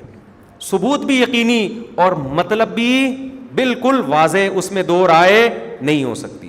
دوسرے نمبر پر وہ ہوتی ہے قطعی الثبوت تو ہو قطعی الدلالہ نہ ہو. تیسرے نمبر پہ وہ ہوتی ہے ظنی الثبوت ہے لیکن قطعی الدلالہ ہے. اور چوتھے نمبر پہ ہوتی ہے ظنی الثبوت اور ظنی الدلالہ. ثبوت بھی یقینی نہیں اور جو مفہوم آپ بیان کر رہے ہیں وہ بھی یقینی نہیں. ان چاروں دلائل میں جب تعارض ہوگا تو کھوپڑی کیا کہتی ہے؟ کس دلیل کو ترجیح دی جائے؟ پہلے والی کو. نہیں آئی بات؟ جس کو فقہ حنفی سمجھنا ہے نا وہ یہ اصول سمجھ لے. امام حنیفہ ہر جگہ پہلے نمبر والی دلیل کو ترجیح دے رہے ہوتے ہیں جس کا ثبوت بھی یقینی اور مطلب بھی یقینی. اس کے بعد جب تعارض ہوتا ہے تو دوسرے نمبر والی کو ترجیح، اس کے بعد تیسرے نمبر والی کو، اس کے بعد چوتھے نمبر والی کو. اور آج کل کے جو اسکالرز ہیں وہ شروع کرتے ہیں چوتھے نمبر سے. سمجھتے ہو نا؟ وہ کہاں سے شروع کرتے ہیں؟ چوتھے نمبر سے. حدیث جو چاہے صحیح حدیث ہو ہے ظنی، مفہوم بھی وہ ہوتا ہے جو آپ خود بیان کر رہے ہو. اس کی بھی کوئی ذمہ داری نہیں کہ نبی کا مطلب یہ تھا یا نہیں تھا، وہ بھی آپ نے خود ہی گڑھا ہے نبی پر اور اسی کو آپ سب پہ تھوپ رہے ہوتے صرف اس لیے کہ آپ کو حوالہ یاد ہے، کتاب کا حوالہ پیش کر رہے ہو آپ. اب میں آتا ہوں 2 نمازیں اکٹھے کرنے کی مسئلے کی طرف. امام حنیفہ کہتے ہیں کہ نمازیں اپنے وقت پہ پڑھنا ضروری ہیں. اس بارے میں قرآن اور حدیث میں جو متواتر حدیثیں اور جو متواتر آیتیں ہیں وہ اتنی یقینی ہیں کہ وہ قطعی الثبوت بھی ہیں اور قطعی الدلالہ بھی ہیں. ان میں سفر حضر میں اللہ نے کوئی فرق نہیں کیا. جگہ جگہ قرآن ایمان والوں کی صفت بیان کرتا ہے.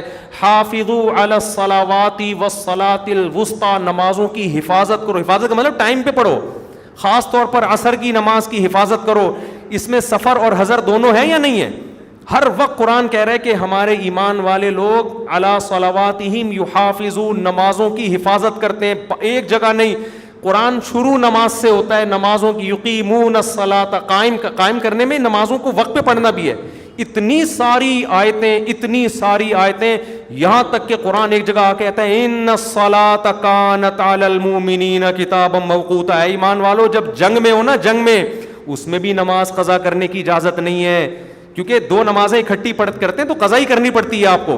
اس میں بھی اجازت نہیں ہے نماز قضا کرنے کی.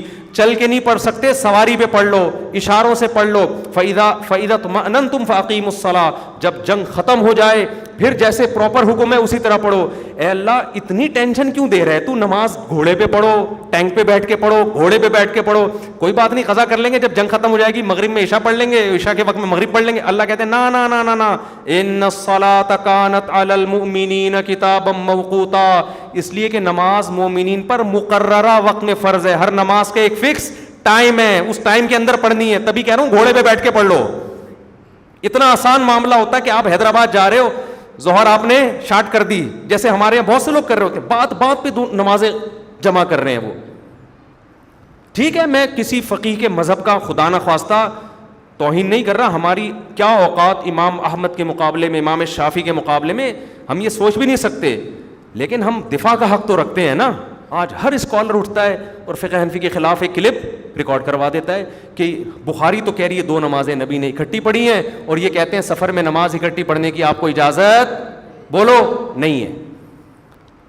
کیوں؟ قطعی الثبوت اور قطعی الدلالہ قرآن ہے, جس میں ہر نماز کو اپنے ٹائم پہ, چاہے سفر ہو یا حضر, اس میں پڑھنے کا آپ کو حکم دیا جا رہا ہے. آگے چلیں. پھر رہا یہ مسئلہ کہ بہت سی حدیثوں میں یہ بھی تو آتا ہے کہ نبی نے سفر میں 2 نمازیں اکٹھی پڑھی ہیں. اس کا کیا مطلب ہے؟ ہم کہتے ہیں اس کا مطلب کیا ہے, اکٹھی پڑھنے کا آ رہا ہے نا, یہ تھوڑی آ رہا ہے کہ ظہر کو قضا کر کے عصر میں پڑھا. یہ کہاں آ رہا ہے؟ اکٹھی تو یہ بھی ہوتی ہے کہ ظہر کو آخری وقت تک لے گئے, ظہر کا سلام پھیرا اور جیسے ہی عصر کا وقت داخل ہوا فوراً عصر پڑھ لی. اور یہ صحیح حدیث سے ثابت ہے, عبداللہ بن عمر کے عمل سے ثابت ہے. پھر لوگ کہتے ہیں نہیں, بعض حدیثوں میں تو یہ بھی آتا ہے کہ ظہر کو لے گئے عصر تک. ہم کہتے ہیں جو تک کا لفظ ہے نا, یہ قطعی الثبوت اگر ہو تو قطعی الدلالہ نہیں ہے. تک کا جو لفظ استعمال ہوتا ہے نا, کیونکہ یہ جو نمازوں کے اوقات ہیں نا, جیسے مغرب اور عشاء, یہ بعض لوگوں پہ کنفیوز ہو جاتے ہیں. ایک آدمی ہو سکتا ہے مغرب کی طرف دیکھ کر کہے کہ عشاء کا وقت داخل ہو گیا ہے, دوسرا کہے داخل نہیں ہوا. کیونکہ جو سرخ روشنی غائب ہوتی ہے, کسی کو لگے گا کہ غائب ہو گئی ہے, کسی کو لگے گا کہ غائب نہیں ہوئی ہے. تو جب نبی نے مغرب کو عشاء تک پہنچایا, ہو سکتا ہے صحابی سمجھے ہوں کہ عشاء کا وقت شروع ہو گیا ہے, حالانکہ ابھی عشاء کا وقت شروع نہ ہوا. یہ کنفیوژن ہو سکتی ہے. تو جب اس حدیث میں یہ احتمال موجود ہے, تو ہم ایک یقینی چیز, اور نماز تو اسلام میں ایمان کے بعد اس سے بڑا تو کوئی حکم ہے ہی نہیں, اس یقینی کو کیسے چھوڑ دیں ہم؟ تو جب تک اتنی کثیر روایات, اتنی واضح طور پر روایات نہیں ہوں گی, امام حنیفہ کہتے ہیں میں سفر میں نماز کو قضا کرنے کی اجازت نہیں دیتا. اور مزے کی بات یہ, عبداللہ بن مسعود جو نبی کے سفر حضر کے ساتھی ہیں, وہ کہتے ہیں نبی نے کبھی 2 نمازیں اکٹھی نہیں پڑھی ہیں, نہ سفر میں نہ حضر میں. ان کا بیان بھی ہے یہ, حج کے موقع پہ یہ کیا گیا ہے, کیونکہ حج کے تو سارے ارکان کیا ہیں, خلاف قیاس ہیں. اور اس کے بارے میں بڑی خاندانی دلیل امام حنیفہ کی بخاری مسلم کی حدیث ہے, نبی نے مدینہ میں بغیر سفر کے, بغیر بارش کے, بغیر عذر کے 2 نمازیں اکٹھی پڑھی ہیں. ہم کہتے ہیں جو اس کا مطلب ہے وہی بولو, باقیوں کا بھی وہی مطلب ہے. صحیح ہے نا. یہاں آپ اگر کہتے ہو 2 نمازیں ایسے اکٹھی پڑھی ہیں کہ ظہر کو قضا کر کے عصر میں لے گئے, تو اس کا مطلب تو پھر یہ تو بلا عذر بھی جائز ہے. حالانکہ اہل سنت والجماعت میں کوئی بھی اس کا قائل نہیں ہے. پھر تو یہ جو قرآن کی آیت ہے نا کہ نمازیں مقررہ اوقات پہ فرض ہیں, اس کا کوئی مطلب بنتا ہی نہیں ہے. تو ہم کہتے ہیں جو مطلب وہاں ہے وہی مطلب کہاں ہے, سفر میں. اور ایک عقلی دلیل دے کے بس میں بیان ختم کرتا ہوں. عقلی دلیل یہ کہ دیکھو قرآن مجید نے 4 رکعتوں کے 2 کر دیے سفر میں, اسی وجہ سے تو کیے کہ اس کو قضا کرنے کی نوبت نہ آئے. آپ اسپیڈ میں ہو, آپ کہہ سکتے ہو کہ بھائی میں 4 پڑھوں گا تو میرے پاس ٹائم نہیں ہے, جہاز نکل جائے گا, یہ ہو جائے گا, وہ ہو جائے گا. اللہ نے کہا چل کتنی پڑھ لے, 2. یہ نمازوں کو بچانے کے لیے ہے کہ آپ حفاظت کر سکیں, اس کی قضا نہ ہونے دیں آپ. تو جب 2 کی ہی اس لیے گئی ہیں تاکہ آپ کے پاس قضا کرنے کا آپشن ختم ہو جائے, تو یہ خود اس کی علامت ہے کہ پھر آپ کو قضا کرنے کی اجازت نہیں دی جا رہی. یہ وہ مضبوط دلائل ہیں جن کی بیس پر امام حنیفہ اس کے قائل ہیں کہ آپ سفر میں 2 نمازیں اس طور پہ تو اکٹھی کر سکتے ہیں کہ ظہر کو عصر کے قریب اور عصر کو مقدم کر لیں. اس طور پہ نہیں کر سکتے کہ ظہر کے بعد فوراً اسی ٹائم پہ عصر پڑھ لی, یا ظہر کو قضا کر کے کب کر لیا, عصر میں لے گئے. تو خیر اجتہادی مسئلہ ہے, اختلافی مسئلہ ہے, ہم اختلافی مسائل میں تشدد کے قائل نہیں ہیں, لیکن اتنا مان لو کہ امام حنیفہ کے پاس بھی دلائل کے انبار ہیں. بس اب اتنا مان لو. آپ یہ نہ سمجھو کہ یہ بر صغیر اور انڈیا پاکستان کے علماء یہ معاذ اللہ گھاس کھا رہے ہیں بیٹھ کے. آج جو نئے نئے اسکالر آ رہے ہیں وہ ایسا شو کرتے ہیں کہ یہ تو فارغ لوگ ہیں بالکل. تو ایسا نہیں ہے, ایسا کرو گے تو میرے بھائی کوئی بھی نہیں ہے. دلائل کی دنیا میں ابو حنیفہ کے دلائل کی جو طاقت ہے نا وہ بہت زیادہ ہے, تبھی تو اس امت کے وہ امام بنے ہیں. خیر کہاں سے کہاں بات نکل گئی. اس پہ میں کبھی انشاءاللہ کلپ ریکارڈ کرواؤں گا پورے ریفرنس کے ساتھ کہ یہ حدیث ہے, اس کا کیا مطلب ہے. اس بارے میں جو صریح حدیثیں ہیں نا وہ صحیح نہیں ہیں, جو صحیح ہیں وہ صریح نہیں ہیں. صریح کا مطلب کہ جن سے بالکل پتہ چلتا ہے کہ نمازیں قضا کی گئی ہیں وہ صریح نہیں ہیں, یعنی مفہوم میں صریح نہیں ہے. اور جو صریح ہیں وہ سند کے لحاظ سے صحیح نہیں ہے. تو ایسی بات پر قرآن کو کیسے ترک کیا جائے گا, اسلام کا رکن کیسے چھوڑ دیا جائے گا؟ سمجھتے ہو کہ نہیں سمجھتے؟ اور ایک اور بات یہ کہ دیکھو دو نمازوں کے اکٹھے کا وقت ظہر عصر میں آتا ہے اور مغرب اور عشاء میں, اس کے علاوہ نمازیں اکٹھی ہوتی نہیں ہیں. اسی وجہ سے ان دو نمازوں میں اکٹھا کرنے کی اجازت ہے. سمجھتے ہیں نا؟ فجر عشاء اور فجر کو نہیں اکٹھا کر سکتے کیونکہ دونوں کے وقت آپس میں مرج نہیں ہو رہے, کیونکہ آدھی رات کے بعد عشاء مکروہ ہو جاتی ہے. عصر سورج غروب ہونے تک مؤخر کرنا جائز نہیں ہے. ظہر عصر کا وقت بالکل آپس میں کیا ہے؟ ٹچ ہے. مغرب عشاء بالکل آپس میں ٹچ ہے. اس لیے ان دو نمازوں کو جوڑا جا رہا ہے کہ اس میں یہ آسانی پر عمل ممکن ہے کہ ایک نماز پڑھی اور فوراً اس کے ساتھ دوسری پڑھ لی. ایک آخری اشکال کا جواب دے کے بس میں بات ختم کرتا ہوں. بعض حضرات یہ اشکال کرتے ہیں, جیسے ابن تیمیہ رحمہ اللہ نے بھی اشکال کیا ہے کہ بھائی حنفی لوگ جس طرح دو نمازوں کے جمع کرنے کے قائل ہیں اس طرح تو آسانی کے بجائے اور مشکل ہے, کیونکہ آپ سورج دیکھتے رہو گے کب سایہ ایک مثل ہو رہا ہے کب دو مثل ہو رہا ہے, یہ تو بڑی ٹینشن والا کام ہے. تو شریعت کا مقصد ٹینشن میں ڈالنا ہے یا آسانی ہے؟ میں واقعی یہ سوال پہ بہت کنفیوز ہوتا تھا کہ یہ بڑا معقول سوال ہے, لیکن اس کا جواب بہت آسان ہے. اس کا جواب یہ ہے کہ نبی نے اگر ہمیشہ دو نمازیں سفر میں اکٹھی پڑھی ہوتی نا, پھر ہم کہتے کہ اس میں ہم کنفیوژن میں آ رہے ہیں, کیونکہ ہمیشہ کبھی مطلع صاف نہیں ہوتا, ابر آلود ہوتا ہے, یہ بڑی ٹینشن والا کام ہے. ائمہ کرام اس پر متفق ہیں کہ نبی نے دو نمازیں اکٹھی سفر میں ہمیشہ نہیں پڑھی, کبھی کبھار یہ کام ہوا ہے. تو جب کبھی کبھار ہوتا ہے تو ان لوگوں کے لیے جو صبح و شام سورج دیکھ کے اندازہ لگاتے ہوں ان کے لیے کوئی مشکل نہیں تھا کہ وہ اندازہ لگا لیں کہ ظہر کا وقت شروع ہو رہا ہے یا عصر کا وقت شروع ہو رہا ہے, اور کبھی کبھار یہ کام ہوا ہے. تو عبداللہ بن عمر کی صحیح حدیث ہے, وہ جا رہے انہوں نے, لوگوں نے کہا مغرب پڑھے, انہوں نے کہا نہیں ٹھہر جاؤ. جب سورج بالکل شفق غائب ہونے کا ٹائم آیا تو انہوں نے مغرب پڑھی, تھوڑا سا ویٹ کیا, عشاء کا وقت داخل ہوا, فوراً کیا پڑھ لی؟ عشاء. یہ ثابت ہے صحابہ کرام سے. تو خیر کہاں سے کہاں بات چلی گئی, آج تھوڑا سا بہت ہی ٹپکل قسم کا. تو میں اس لیے کہتا ہوں ایک فقہ کو فالو کرو, دوسرے پہ طنز نہ کرو. ہر ایک کے اپنے اپنے دلائل ہوتے ہیں. آج جو نئے نئے اسکالر آ رہے ہیں نا وہ آپ کو اپنا مقلد بنا رہے ہیں, بس جو ہم کہہ رہے ہیں وہ کیا ہے ٹھیک ہے, باقی سب غلط ہے. تو یہ نہیں ہونا چاہیے. سمجھتے ہو کہ نہیں سمجھتے؟ اور کیا بھائی بیان تو یہ دل لینے جو چلا تھا نا, آج جنت کی باتیں تھیں وہ اگلے ہفتے, اس بہانے آپ آ بھی جائیں گے کہ جنت کی آیتیں سورہ الحاقہ میں, وہ انشاءاللہ اگر میں پچھلے ہفتے بتا دیتا آج یہ ٹاپک پر بیان ہوگا آپ لوگ مارکیٹ سے شارٹ ہو جاتے. تو ہم بچپن میں ایک ڈرامہ دیکھتے تھے, آخری چٹان نام تھا, پتہ نہیں کیا نام تھا اس کا, اب شاید آتا ہے پتہ نہیں.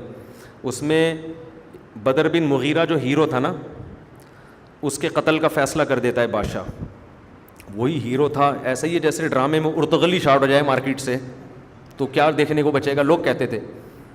تو اب اس کو پھانسی کا آرڈر ہوا, اس کو پھانسی کے تختے پہ لٹا دیا گیا. ہماری آنتیں قل ہو اللہ پڑھ رہی ہیں, یا اللہ اس کو بچا لے, یا اللہ یہ مر گیا تو پھر تو ڈرامہ کا مزہ ہی ختم ہو جائے گا. جلاد کو دکھایا, اس نے بدر بن مغیرہ کو لٹا کے نا کلہاڑی لے کے اس کی گردن کے قریب لے کر گیا ہے اور ہماری سانسیں اکھڑ رہی ہیں. اتنے میں ایک دم آرڈر آتا ہے, نہیں وہ گردن کے کلہاڑی قریب جاتی ہے اور دی اینڈ, ڈرامہ ختم. ہم نے کہا یار لات مار کے ٹی وی توڑیں, بہن بھائیوں کو پکڑ کے کوٹیں. پی ٹی وی تھا اس وقت, یہ پرائیویٹ چینل تو تھے نہیں, اور پی ٹی وی میں مچھر زیادہ آتے تھے, ڈرامہ کم آتا تھا. اور ایسا ٹھرکی تھے نا لوگ ڈراموں کے, 8 بجے ڈرامہ آتا تھا, سارا محلہ اکٹھا ہو جاتا تھا, کیونکہ چند لوگوں کے گھروں میں ہی ٹی وی ہوتا تھا. اوپر سے اینٹینے ٹھیک کر رہے ہیں جا کے. انڈین فلم جمعے کے دن آتی تھی, بوسٹر لگاتے تھے نا, کسی نے پلیٹیں لگائی ہوئی ہوتی تھیں فلم دیکھنے کے لیے نا, گھر سے چاول کی ٹرے لے جا کے لگا دی اوپر. اب فلم دیکھنے کے لیے بیٹھے, ہم کہہ رہا ہے بھائی ادھر کو گھما پہ, تھوڑا سا ہیرو نظر آیا نا اس پہ ایسے خوش ہوتے تھے, ابے فلم دیکھ لی بھائی ہم نے. پھر وہ مچھر آنا شروع, پھر کہتے ہیں بھائی اس کو ادھر کو. پوری 3 گھنٹے کی فلم میں یہ چل رہا ہوتا تھا. لیکن ایسے شوق سے دیکھ رہے ہوتے تھے کہ جیسے پتہ نہیں کیا دیکھ لیا یار. تو وہ مچھر کے میں نا وہ بندہ اوپر کتنے تو چپک گئے کرنٹ لگنے سے چھتوں پہ جا کے. بوسٹر کو یوں کر رہا ہے. ہمارے قریب میں ایک میکینک ٹائپ کا لڑکا رہا کرتا تھا, وہ مصنوعی بوسٹر بناتا تھا گھر میں, تارے وانے جوڑ کے. اس کا یہی کام تھا, پلیٹیں گلاس مگے شگے لے جا کے نا چھت پہ لگا دیتا تھا. اس کے گھر میں صحیح فلم آتی تھی. تو اس زمانے میں ڈرامہ تھا, وہ دکھایا گردن کے بالکل قریب لے گئے نا. اب ہمیں نہیں پتہ چل رہا یہ مرا کہ نہیں مرا, اور دی اینڈ. اس کے چکر میں ہم پہلے سے 1 گھنٹہ پہلے ٹی وی کے آگے بیٹھ جاتے تھے آ کے, یار اب دیکھیں. تو اگلی قسط میں یہ آیا کہ جیسے ہی بالکل قریب گیا ہے نا, بادشاہ کا کوئی قاصد آیا, دروازہ اس نے توڑا اور کہا ٹھہرو, بچ گیا وہ. ہم نے کہا یار اسی وقت بتا دیتے یار, اگلے ہفتے ہم تھوڑا سکون سے ٹائم گزار لیتے. اس لیے میں آپ سے کہہ رہا ہوں اگلا ہفتہ جو ہمارے الحاقہ پہ درس ہے وہ جنت کی آیتیں ہیں, تاکہ آپ لوگ انتظار کریں. یہ تھوڑا خشک ٹاپک تھا, یہ کمپلیٹ ہو گیا. بار بار یہ ٹاپک نہیں لے کے چلیں گے ہم. یہ تو ہم تھوڑا سا آپ کو بتانا چاہ رہے تھے کہ تھوڑا سا یہ جو حوالے آج کل چل رہے ہیں نا, بس بات بات پہ حوالہ, لوگ اس سے متاثر ہوتے ہیں. فقہاء نے پورے اصول وضع کیے ہیں, ان اصولوں کو سامنے رکھ کر مسائل نکالے جاتے ہیں. ایسے ہی نہیں کہ جو حدیث آ گئی وہ بس آگے پارسل کر دی. تصویر میں اگر ناک کان آنکھ نہ بنائے تو میں تو لوگوں سے کہتا ہوں, دیکھو عورتوں سے بھی کہتا ہوں, اچھے مرد مارکیٹ میں شارٹ ہوتے جا رہے ہیں. جو اچھا ملے اس پہ قبضہ کر لو. یہ میں لڑکیوں سے کہتا ہوں, بھلے چوتھی بن جاؤ, اس کی تیسری بن جاؤ, دوسری بن جاؤ. کسی اچھے مرد کی چوتھی بننا یہ کسی نالائق کی اکلوتی بیوی بننے سے کروڑہ گنا بہتر ہے. یہ میں نہیں کہہ رہا, میں نے اپنی 4 شادیوں والی کتاب میں جرمن عورتوں نے آج سے 100 سال پہلے احتجاج کیا تھا. اس احتجاج میں یہ کہا تھا ہم کسی اچھے مرد کی 10ویں بیوی بننا قبول کر لیں گے اور کسی نالائق کی اکلوتی بننا قبول نہیں کریں گے. عورتوں نے یہ تحریک یورپ میں چلائی تھی کہ 4 شادیوں کی اجازت دی جائے, کیونکہ عورتیں سمجھ رہی تھیں کہ اس میں ہمارا فائدہ ہے. ہماری عورتیں تو یہ بات نہیں سمجھتی, کیونکہ ابھی وہ خاندانی نظام اس طرح تباہ ہوتے دیکھا نہیں ہے انہوں نے, جو ہونے کے جا رہا ہے نا. جب دیکھیں گی تو یہ کہیں گی بھائی ساری زندگی میاں لیس ہونے سے بہتر تھا کسی ڈھنگ کے آدمی کی چوتھی بن جاتے ہم. یہ کہیں گی عورتیں, اور کہتی ہیں جب عمر نکلنے لگتی ہے. لیکن پھر کوئی چوتھی پہ بھی نہیں کر رہا ہوتا, کوئی تیسری پہ بھی نہیں کر رہا ہوتا. میرے پاس جو مرد مارکیٹ میں اویلیبل ہے, میں ان سے کہتا ہوں ابے کر لے, وہ کہتے ہیں نہیں دوسری جب اتنی ٹینشنوں سے کریں گے تو اس سے کیوں کریں. ان کی یہ سوچ ہے, تو ان کو بھی چاہیے بالکل. تو یہ دماغ بالکل سیٹنگ آؤٹ ہوتی جا رہی ہے. تھوڑے دن میں سب وہی ہو جائیں گے جو وہ ہوئے ہوئے ہیں. حقیقت ہے, تھوڑے دنوں میں نا جو حالات چل رہے ہیں نا سب وہی ہو جائیں گے جو وہ ہوئے ہوئے ہیں. کون ہوئے ہوئے ہیں چھوڑو, یہ آپس کی بات. اچھا خیر, تو خواتین سے میں کہتا ہوں اچھے مرد مارکیٹ میں کیا ہو رہے ہیں, کیونکہ بے حیائی پھیل رہی ہے, زنا پھیل رہا ہے, لڑکیوں سے دوستیاں, وفادار مرد نہیں ملیں گے آپ کو. تو جو اچھا مل رہا ہے نا, کھاتا پیتا ہے اور ذمہ دار ہے, کر لو, چوتھی بن جاؤ اس کی بھلے. اور مردوں سے بھی کہتا ہوں اچھی لڑکیاں بھی مارکیٹ سے کیا ہو رہی ہیں, شارٹ. وفادار عورتیں اب نہیں ملیں گی آپ کو, ہیں لیکن کم ہیں, کیونکہ کو ایجوکیشن میں لڑکیوں کے بوائے فرینڈ, دوستیاں, اتنے کیسز آ رہے ہیں. برائی کا تذکرہ بھی اچھا نہیں لگتا, لیکن ایک چیز ہے, شادی ہو گئی وہ پرانے والے سے, ابھی بھی اس سے بات ہو رہی ہے, اس سے بھی بات ہو رہی ہے, اس سے بھی بات ہو رہی ہے, اس سے بھی بات ہو رہی ہے. میاں آ رہا ہے تو فون یوں کر کے گھما دیا. اور میاں کی بھی اپنی کئی کلاس فیلوز تھیں, وہ ان سے لگا ہوا ہے. تو کیا تماشا ہے یار. پہلے پھڈے یہ ہوتے تھے کہ ساس کی خدمت نہیں کر رہی, میرے بڑے بھائی جان کو پوچھتی نہیں ہے, جیٹھ کو کا خیال نہیں کرتی, چائے کا نہیں پوچھتی. اب پھڈوں کی نوعیت بہت خطرناک, ابھی کہ چھپ چھپ کے فون کرتی ہے. یہ بہت ڈینجرس ہے بھائی, یہ تو بہت ہی خطرناک معاملہ ہے. تو بھائی اچھی لڑکیاں باپردہ گھریلو مارکیٹ سے کیا ہو رہی ہیں, شارٹ. تو میں لڑکوں سے بھی کہتا ہوں دھڑا دھڑ جلدی سے اچھی 4 عورتیں اپنے نکاح میں لے آؤ. یہ ورنہ آپ کے پاس یہ آپشن ختم, اچھی ساری قبضہ کر لو.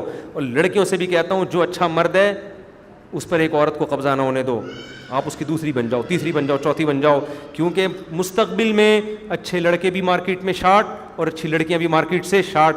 جو چیز شارٹ ہونے والی ہوتی ہے اسٹاک کیا جاتا ہے, نہیں کیا جاتا پہلے سے. آپ کو پتہ چل جائے کہ چینی مارکیٹ سے شارٹ ہونے والی ہے. ابھی کووڈ-19 جب پھیلا تھا, لاک ڈاؤن لگ رہا تھا, ہمارے گھر والوں نے میرا خون پیا ہوا تھا. آٹا اتنا لے آئیں, اگلے دن گھر میں یہی بحث چل رہی تھی ہمارے, 3 مہینے کا راشن لے آئیں کیونکہ راشن مارکیٹ سے ختم, سب یہی فکر میں لگے ہوئے تھے. تو میرے بھائی جب چینی شارٹ ہوگی تو 10 کلو کے بجائے 40 کلو کی بوری آئے گی گھر میں. کیا خیال ہے؟ اس طرح جب لڑکیاں شارٹ ہو جائیں گی نا تو ایک کے بجائے کتنی آئیں گی؟ 4 آئیں گی. یار ساری اچھی اچھی لے آؤ, کل مستقبل میں اچھی لڑکیاں ملیں گی نہیں.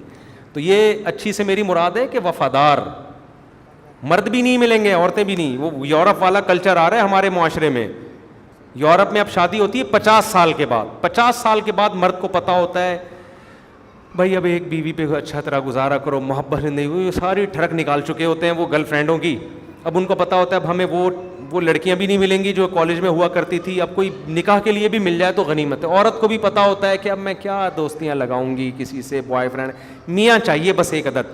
50 سال میں جب جذبات بالکل ماند پڑ جاتے ہیں, محبت کے جذبے ختم, ایک دوسرے سے دعا کروانے کے لیے, دم کروانے کے لیے دونوں شادی کر لیتے ہیں. سمجھتے ہو نا کہ اب کچھ بچا ہی نہیں ہے, چلو ہم میوچل انڈرسٹینڈنگ سے اب کیا کر رہے ہیں. تو وہاں ہوتی ہیں اور بڑی اچھا مجھے لوگ کہتے ہیں انگریز بہت وفا کرتا ہے اپنی بیوی کے ساتھ. اب اس عمر میں وفا نہیں کرے گا تو کیا کرے گا 50 سال میں؟ اب کیا تو تکلف کر رہا ہے وفا کا؟ یہ تکلف کی ضرورت کیا ہے؟ نہ کر اب وفا. جب تیرے منہ میں دانت ہی نہیں بچے ہیں بادام کھانے کے لیے, اب بادام سے پرہیز کر کے کون سا تیر مار رہا ہے؟ تو وفا کرتا نا.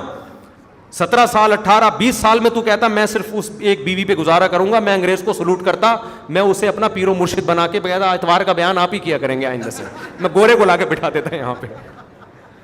18 سال میں تو منہ مارا اس نے, ادھر بھی منہ ادھر بھی منہ. 20 سال 25 سال 30 سال 40 سال 45 سال 50 سال کے بعد جب تھک ہار کے سارے جذبات مان پڑ گئے, کتنی اچھی صحت ہو ایک وقت تک انسان رہتا ہے, اس کے بعد جا کے وہ کہتے ہیں چلو یار اب کیا کر لو, گھر بسا لو. پھر بیوی کے ساتھ کیا کر رہا ہے؟ وفا. پھر بھی بہت سے پھر بھی نہیں کرتے. تو اس لیے یہ شادیاں لیٹ ہوتی چلی جا رہی ہیں. ایک وقت آئے گا 50 سال میں اچھی عورتیں ملیں گی آپ کو, اور عورتوں کو بھی 50 سالہ مرد اچھا ملے گا. چھڑے چھاٹ جو کنوارے ہوتے ہیں نا, جو جذباتی ہوتے ہیں, جو ٹوٹ کے بیوی سے محبت کریں, بیوی ان سے ٹوٹ کے محبت کرے, یہ عمر میرے بھائی ابتدائے جوانی سے لے کے عہد شباب تک ہوتی ہے. شباب عربی میں 30 سال تک ہوتا ہے. 30 سال کے بعد شباب مارکیٹ سے تیل لینے چلا جاتا ہے. سمجھ رہے ہو نا, نبی نے حکم دیا نا اے شباب تم نکاح کرو, تو میں نے شباب کے لفظ کی تحقیق کی تو سب اس پر متفق ہیں اہل لغت کہ شباب 30 سال تک ہے. 30 سال کے اوپر اب یہ میچور ہونا شروع ہو گیا انسان, اب یہ اس میں وہ جذبات نہیں رہتے, ڈیزائرز کم ہونا شروع.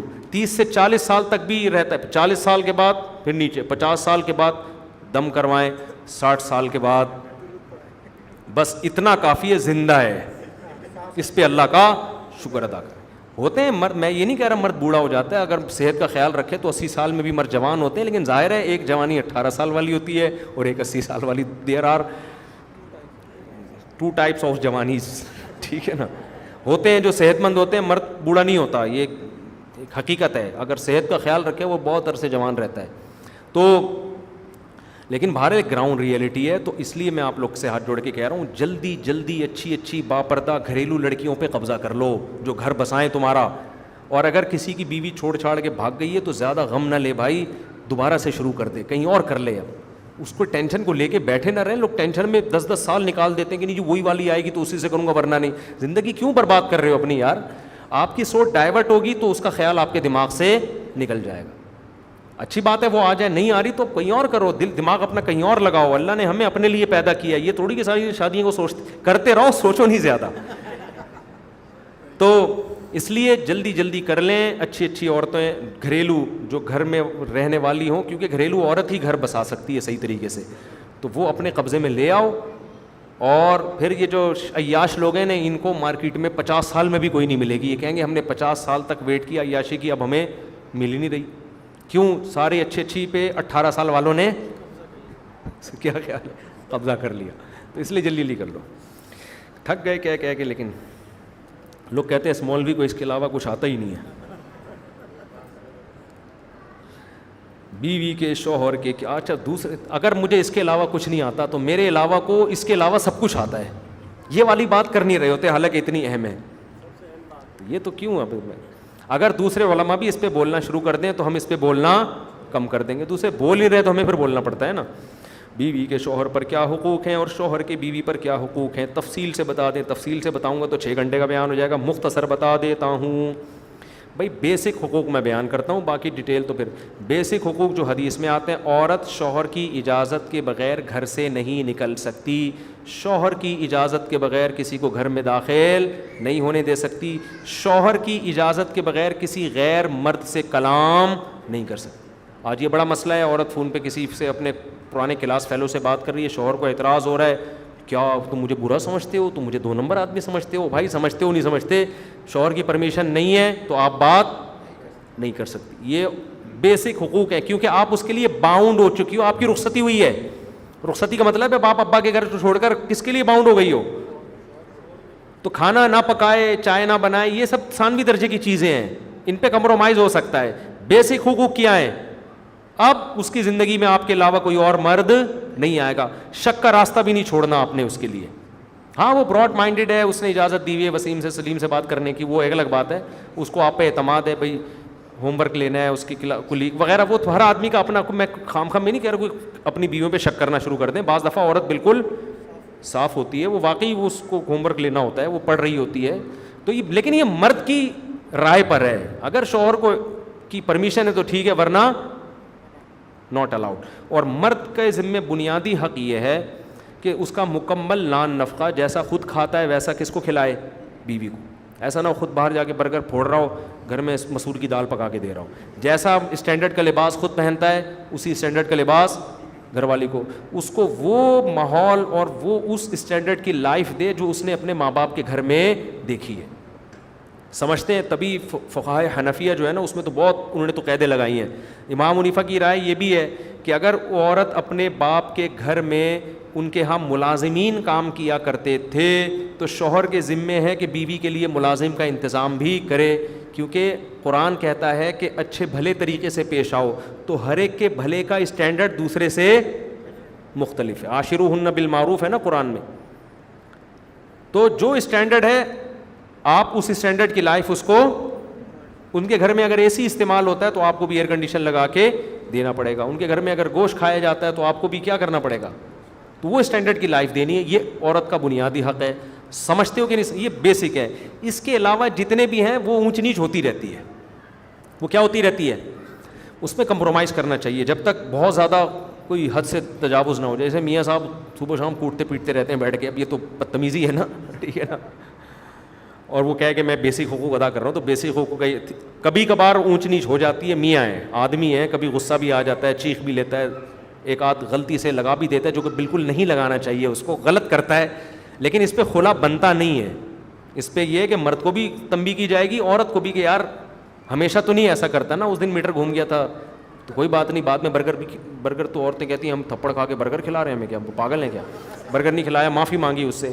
تو یہ سب چیزیں گھروں میں ہوتی ہیں، ان کو قانون کے ذریعے کنٹرول نہیں کیا جا سکتی. ان میں دونوں کو برداشت کا حکم دیا جائے گا. جس نے تھپڑ لگایا اس کو کہا جائے گا آئندہ نہ لگاؤ، جس نے کھایا اس کو کہا جائے گا یار ایک ہی لگایا ہے نا، ہمیشہ تو نہیں لگاتا، برداشت کرو، اس کے احسانات بھی تو دیکھو. اس طرح سے چلایا جائے گا. ہنسی خوشی زندگی گزاریں اس طریقے سے. ہوگا کچھ بھی نہیں. جب ہوگی نا شادی، یہ سارے احکامات ایک طرف دھجیاں، پھر بولو گے یار یہ ہو کیا رہا ہے میرے ساتھ. مفتی صاحب آپ بہت اچھے ہیں، میں آپ کو اپنا پیر سمجھتا ہوں، کیا آپ میرے پیر ہوں گے یا نہیں؟ آپ کے بیان میں یوٹیوب روز سنتا ہوں. میں نے کہا آگے لکھا ہوگا آپ بہت اچھے ہیں، لیکن بھائی میں کسی کو بیعت نہیں کرتا، بس بیان سنیں، پتلی گلی سے نکلیں. مفتی صاحب ایک سوال، آپ کو پی ٹی آئی کی طرف سے ان کو پوسٹ ملے تو آپ کراچی کی خاطر پوسٹ لیں گے عوام؟ بھائی میں کسی سیاسی جماعت میں نہیں جانا چاہتا. میں نے جو پی ٹی آئی کی حمایت کی ہے وہ بھی اس حد تک حمایت کی ہے کہ بعض الزامات حد سے تجاوز ہو رہے تھے. بعض الزامات کیا ہو رہے تھے؟ حد سے تجاوز ہو رہا تھا. اس میں میں نے کہا کہ اپنی باؤنڈری میں رہ کے اعتراض کرو. اگر شناختی کارڈ پر اللہ کا نام ہو، مثلا عبداللہ یا عبد الرحمن، تو اس کو شلوار کی جیب میں رکھنا کیسا جائز ہے؟ بھائی شلوار کی جیب میں رکھنا توہین نہیں کہلاتا. کسی توہین کا تعلق عرف سے ہوتا ہے. میرے والد صاحب اور ہم 4 بھائی، ہم سب ایک ساتھ رہتے ہیں، ہم کرائے کے گھر میں رہتے ہیں، ہم میں سے کوئی صاحب نصاب نہیں. والد صاحب کے 3 پلاٹ ہیں، تو والد صاحب زکوٰۃ لے سکتے ہیں یا نہیں؟ 3 پلاٹ ہیں تو یہ پراپرٹی ہے نا، تو زکوٰۃ نہیں لے سکتے. کیونکہ یہ ضرورت سے زائد ہے, کیونکہ رہ نہیں رہے اس پلاٹ میں. جو استعمال میں چیز ہوتی ہے وہ ضرورت کی نہیں ہوتی, وہ ضرورت کی ہوتی ہے. جو چیز استعمال میں نہیں ہے وہ ضرورت سے زائد ہے. بہن یا بہن ہوئی یا ان کے خاندان میں سے اگر کوئی جھگڑا ہو جائے تو ان سے قطع تعلق جائز ہے؟ نہیں, جائز نہیں ہے بھائی. بہن بھائیوں کے رشتے کو توڑنا حرام ہے, کبیرہ گناہ ہے. وقتی طور پر کبھی اونچ نیچ ہو جائے تو دوبارہ پھر کسی طرح سے صلح و صفائی کر لو. مفتی صاحب, میں ایک امریکن کمپنی میں جاب کر رہا ہوں جو ہم سے انویسٹمنٹ کرواتی ہے, پھر وہ ہمیں روزانہ 50% دیتی ہے جس کی رقم کے مطابق ہم آرڈر کی کا اماؤنٹ. پتہ نہیں بھائی کیا لکھا ہوا ہے, کوئی واضح. جو بزنس کے متعلق سوالات ہوتے ہیں نا, ان میں بہت گہرائی میں جانا پڑتا ہے کہ ہو کیا رہا ہے. تو یہ پورے پراپر لکھ کے یہاں جمع کرا دیا کریں, مولانا ان کو دے دیا کریں, رافع خان کو, واسع خان کو, اپنا فون نمبر ڈال کے ان پہ ہم پراپر ورک کر کے اس کا جواب دیتے ہیں. جو خانقاہ وغیرہ میں اجتماعی ذکر ہوتا ہے اس کا ثبوت, کوئی ثبوت نہیں ہے میرے بھائی اس کا. صحابہ سے یہ بالکل بھی ثابت نہیں ہے. لہذا اس کو اگر سنت سمجھ کے کریں گے تو یہ بدعت ہے, اور اگر سنت نہیں سمجھتے, پھر اگر علی وجہ تداعی ہو کہ سارے پبلک کو اعلان کر کے اکٹھا کیا جا رہا ہے تو بھی بدعت ہے. کیونکہ آپ نے اگرچہ سنت زبان سے نہیں کہہ رہے لیکن عملاً اس کو ایسے ہی کر رہے ہیں جیسے سنت کیا جاتا ہے. اور اگر نہ تداعی ہے, لوگوں کو جمع کیا جا رہا ہے, اور نہ سنت سمجھ رہے ہیں, تو صرف اپنے مریدین کی تربیت کے لیے, ان کے دل میں اللہ کا دھیان بٹھانے کے لیے کروایا جا رہا ہے, تو پھر جائز ہے. جائز اس لیے کہ پھر اس کا تعلق تعلیم اور تربیت سے ہے. تعلیم اور تربیت کے لیے ثبوت کی ضرورت نہیں ہوتی. تو اس حد تک اس کی گنجائش ہے, اس سے زیادہ نہیں. لیکن اس میں بھی دو رائے ہیں, بعض علماء اس کو بھی بدعت کہتے ہیں, پر اختلاف رائے کی گنجائش ہے اس میں, تو یقینی طور پر اس کو بدعت نہیں کہہ سکتے.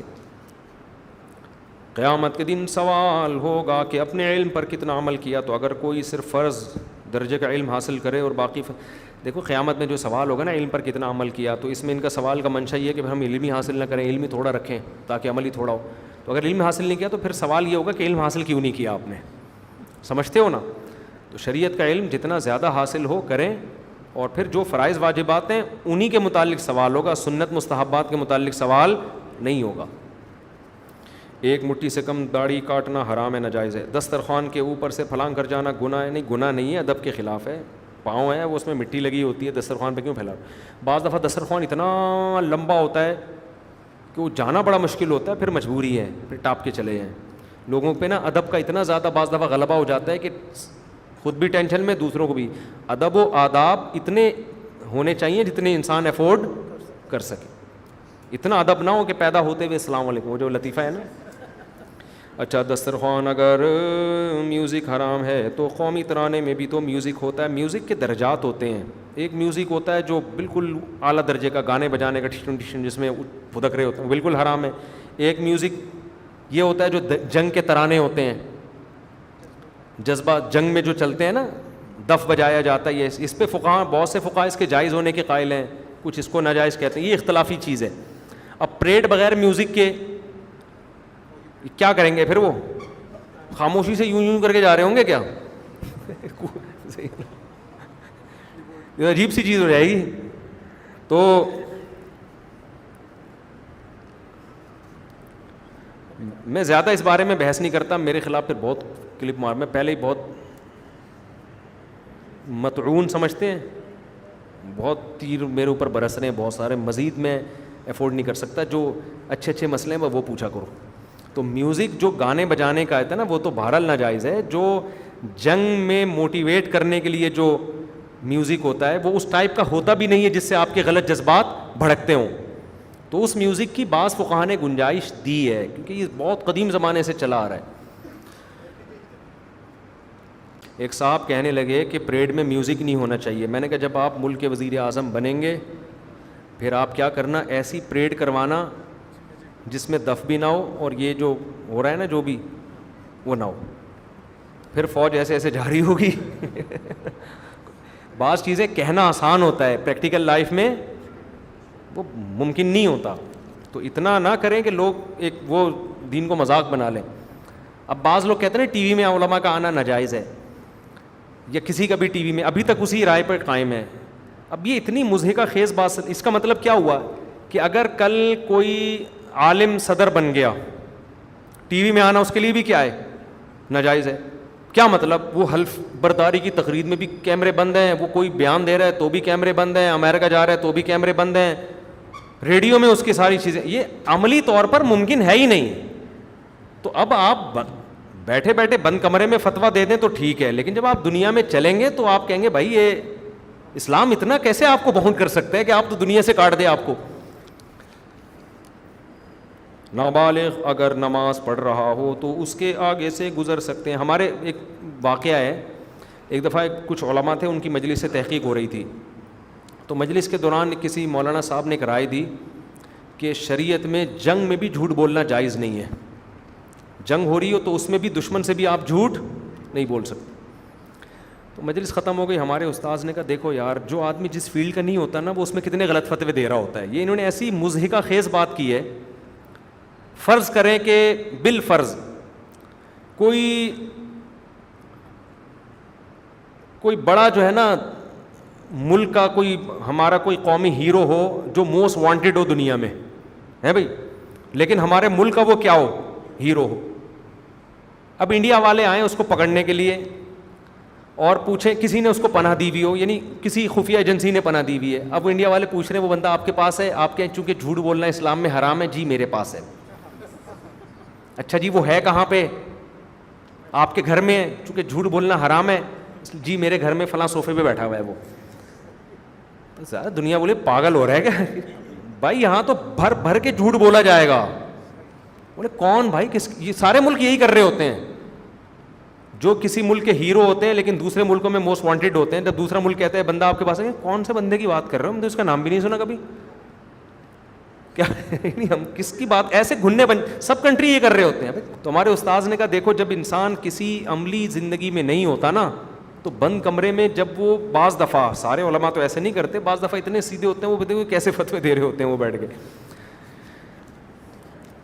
اچھا بھائی, نابالغ اگر نماز پڑھ رہا ہو تو اس کے آگے سے گزر سکتے ہیں. گزر تو سکتے ہیں لیکن گزرنا نہیں چاہیے تاکہ اس نابالغ کو عادت. اب حضرت مفتی تقی عثمانی صاحب جو بینکنگ کے بارے میں فتویٰ دیتے ہیں نا, ان کی رائے اسی لیے قابل اعتماد ہے. پوری دنیا انہوں نے دیکھی ہے, دنیا کے بینکنگ کا نظام پڑھا ہے, سمجھا ہے, ان کو پتہ ہے کتنی حد تک اسلامک بینکنگ دنیا افورڈ کر سکتی ہے. لوگ کیا کہتے ہیں وہ والی اسلامک بینکنگ ہونی چاہیے جو حضرت عمر کے دور میں تھی, ان کو پتہ ہے یہ نہیں چل پائے گی یہاں پہ. تو اس لیے ان کا فتویٰ ہم کہتے ہیں بینکنگ کے بارے میں وہ زیادہ, بعض علماء کہتے ہیں نا اسلامک بینکنگ ناجائز ہے, حضرت مفتی تقی صاحب کیا کہتے ہیں جائز. ہم کہتے ہیں ان کا فتویٰ, مفتی تقی صاحب کا فتویٰ یہاں زیادہ مانا جائے گا. پوری دنیا دیکھی, انہوں نے ہر چیز سے واقف ہیں. آپ جس اسلامک بینکنگ کی بات کر رہے ہو وہ خلفائے راشدین کے دور میں آ سکتی ہے. وہ ابھی معاشرہ اس کو بینک نہیں چلنے دیں گے اس کو, تو جتنا ہے اتنا اس میں گزارا کرو بھائی. یہ ایسے ہی ہے جیسے ہمارے 3-4 شادیوں کے تجربے ہیں نا, تو لوگ مجھ سے آ کے پوچھ رہے ہوتے ہیں کہ دوسری وائف جب میں کروں گا تو پہلی وائف میرے پاؤں دباتی ہے, سر دبانے کی فرصت نہیں ہے, جب میں سیکنڈ میرج کروں گا تو وہ میرا سر دبائے گی. تو عام مفتی کے پاس جائیں گے, وہ کہیں گے زبردست دلیل پیش کی ہے یار تم نے, یہ تو میرے دماغ میں, یہ تو کسی کتاب میں نہیں لکھا ہے بھائی. آج تو ایسی دلیل دی ہے کہ یار یہ تو مفتی طارق مسعود کی 4 شادیوں والی کتاب میں ایسی دلیل نہیں ہے, اب میں بھی کروں گا. کیوں بھائی؟ تجربہ نہیں ہے ان مفتی صاحب کا. وہ سمجھ رہے ہیں کہ ایک بیوی پاؤں دبا رہی ہے, اس کا ہاتھ سر تک پہنچ نہیں پا رہا نا, اس لیے تو سر دبانے کے لیے دوسری شادی ہوگی. صحیح ہے. میرے پاس آئیں گے تو میں کہوں گا بھائی جو آپ کے پاؤں دبا رہی ہے نا, اگر آپ نے دوسری کی تو دونوں مل کے گلا دبائیں گی آپ کا. یہ سوچ کے کرنا ہے آپ نے. تو جو آدمی جس صرف علم, دیکھو علم سب علماء ایک جیسا حاصل کرتے ہیں, آگے فتوے میں فرق آتا ہے. عملی پریکٹیکل لائف میں ایک مفتی معاشرے میں گھس کے دیکھا ہوتا ہے, اس نے چلا پھرا ہوتا ہے, معاملات کو سمجھا ہوتا ہے. اور اگر کوئی مفتی ایسا ہے جو چلا پھرے, ان لوگوں کا پتہ ہی نہیں معاملات. امام محمد جو امام ابو حنیفہ کے شاگرد ہیں, انہوں نے جو کتاب البیوع لکھی نا, خرید و فروخت کے حکام, وہ بازار میں بیٹھ کے لکھی ہے, مسجد میں بیٹھ کے نہیں لکھی. وہ بازار میں گئے, تاجر لوگ کیسے خریدتے بیچتے ہیں, وہاں جا کے سمجھا, پھر وہ تجارت پہ کتاب لکھی جو معاشرے میں چل رہی تھی. تو اس لیے ان کا مشہور قول ہے من لم یعرف بأہل زمانی فہو جاہل, جو اپنے زمانے کے حالات نہیں جانتا وہ علم سے فارغ ہے. تو بعض چیزیں ایسی ہوتی ہیں کہ جو تو اس لیے 4 شادیاں کرنے سے پہلے میرے یہ نصیحت یاد رکھو, ثواب کی نیت سے کرو, حالات کی کوئی گارنٹی نہیں, ثواب بہت ملے گا, حالات کیسے ہوں گے چھوڑ دو بس, جہاد کی نیت سے. اچھا بھائی نابالغ اگر نماز پڑھ رہا ہوں تو اس کے آگے سے گزر سکتے, میں نے بتایا قرات اور نعت میں جیتنے والوں کو جو انعام ملتا ہے وہ انعام لینا جائز ہے, کوئی حرج نہیں ہے. اچھا میرے بھائی, عید کی نماز میں اگر رکعت نکل گئی تو ادا کرنے کا حکم؟ جی ہاں, 1 رکعت ادا کریں گے اور تکبیرات بھی پڑھیں گے. رکوع میں جانے سے پہلے 3 تکبیریں کہہ کے رکوع میں چلے جائیں اگر 1 رکعت نکل گئی ہے. نماز کی بہت ساری قسمیں ہیں, کون سی نیاز کی بہت ساری قسمیں ہیں, کون سی نیاز کا کھانا جائز نہیں ہے؟ نیاز ہماری یہاں تمام قسموں کے ساتھ بدعت ہے, کسی بھی قسم کی نیاز اسلام میں ہماری رائے میں نہیں ہے. صدقہ خیرات ہے, جب چاہو کسی غریب کو اللہ کے لیے کھانا کھلا دو, بس اتنا کافی ہے. میرے بھائی مسئلہ حیا کے خلاف, حیا کے خلاف بھی یہ پرسنل ذاتی نوعیت کا ہے تو یہ چھپڑ میں الگ سے پوچھ لیں. میری بیوی چھوٹی سی بات کی وجہ سے مجھ سے ناراض ہو کے اپنے امی ابو کے پاس چلی گئی ہے. 3 مہینے ہو گئے ہیں, میں نے بہت کوشش کی اس کو راضی کرنے کی. اب ان کے گھر والے مجھ سے طلاق کا بول رہے ہیں. میرا دل بالکل بھی نہیں ہے طلاق دینے کا, تو میں اگر پھر بھی طلاق دے دوں تو کیا گناہ گار ہوں گا؟ نہیں, طلاق دینے میں ایسی صورت میں کوئی گناہ نہیں ہوگا. اور مشورہ بھی میرا یہی ہے, عورت کے لیے تو جائز نہیں ہے چھوٹی سی بات پہ گھر جا کے بیٹھ جائے. حدیث میں آتا ہے جو عورت بغیر کسی وجہ کے خلا کا مطالبہ کرتی ہے وہ جنت کی خوشبو بھی نہیں پائے گی. تو وہ تو غلط کر رہی ہے اگر بغیر کسی معقول چھوٹی چھوٹی باتوں پہ عورتیں گھر جا کے بیٹھ جاتی ہیں. لیکن مرد کو ہم یہی مشورہ دیتے ہیں کہ یار ٹھیک ہے, آپ کوشش کرو گھر بسانے کی, منانے کی, نہیں مان رہی تو اب زندگی ٹائم ویسٹ نہ کرو. نبی صلی اللہ علیہ وسلم نے فرمایا تزوج الودود الولود, ایسی عورت سے نکاح کرو جو تم سے محبت کرتی ہو. ہم ایسی عورت سے کر رہے ہیں جس سے ہم محبت کرتے ہوں, وہ آپ سے نہیں بھی کر رہی ہے, آپ کہتے ہو نہیں بھائی. مرد غیرت مند ہوتا ہے, وہ کہتا ہے پہلے وہاں سے محبت ہوگی پھر اس کا رپلائی میں بڑھا کے کروں گا, پہل میں نہیں کروں گا. نہیں آ رہی بات؟ یہ غیرت کا تقاضا ہے. اللہ نے آپ کو مرد بنایا, عورت آپ کی محتاج ہے, آپ کیوں اس کے محتاج بن رہے ہو بھائی؟ ہاں, آپ کیونکہ غیرت مند ہو, مرد ہو, وہاں سے تھوڑی محبت آئے گی, رپلائی میں زیادہ جائے گی, لیکن پہل کہاں سے ہوگی؟ وہاں سے. تزوج یہ اللہ کی بھی یہی صفت ہے. اللہ کیا کہتے ہیں حدیث میں آتا ہے, اللہ کہتے ہیں, بس یہ سوال کر کے میں بہت ٹائم ہو گیا ہے. حدیث میں آتا ہے اللہ کہتا ہے کہ جو میری طرف ایک بالش آتا ہے میں اس کی طرف 1 ہاتھ آتا ہوں, جو میری طرف 1 ہاتھ آتا ہے میں اس کی طرف آتا ہوں 2 ہاتھ, جو چل کے آتا ہے میں دوڑ کے. پہل کہاں سے ہو رہی ہے؟ بندے کی طرف سے. پہل اللہ نہیں کرتا. ہاں, آپ چل کے آئے تو اللہ کی طرف سے رپلائی بڑا جاندار ہوتا ہے. اللہ چل کے نہیں, پھر اللہ دوڑ کے آتا ہے, کیونکہ وہ حاکم ہے نا, اللہ حاکم ہے.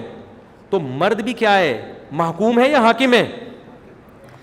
منہ ہلا لو تھوڑا سا, بس چھٹی ہو رہی ہے. آپ حاکم ہے. تو مرد کا سینہ بڑا ہوتا ہے, وہ کہتا ہے بیگم تھوڑی محبت کرو گی, جواب میں آسمان سے تارے توڑ کے لے آؤں گا, جان دے دوں گا تمہارے لیے. کرتے بھی غیرت مند مرد ایسے ہی کرتے ہیں. لیکن اگر ادھر سے نہیں ہے بھائی, ہم کسی کے پیچھے بھاگنے والے نہیں ہیں. ایسا نہ ہو کہ بیوی گئی اور آپ کو بھاگنے والے نہیں. تھوڑا سا تو کوشش کرو منانے کی, بعض دفعہ غلط فہمیاں ہوتی ہیں, لیکن پاگل ہو جانا اس کے پیچھے. ہمارے ایک دوست نے اپنا واقعہ سنایا کہ ان کی وائف ان کو چھوڑ کے چلی گئی, بہت انتظار کرتے رہے, وہ بڑا یاد کرتے تھے.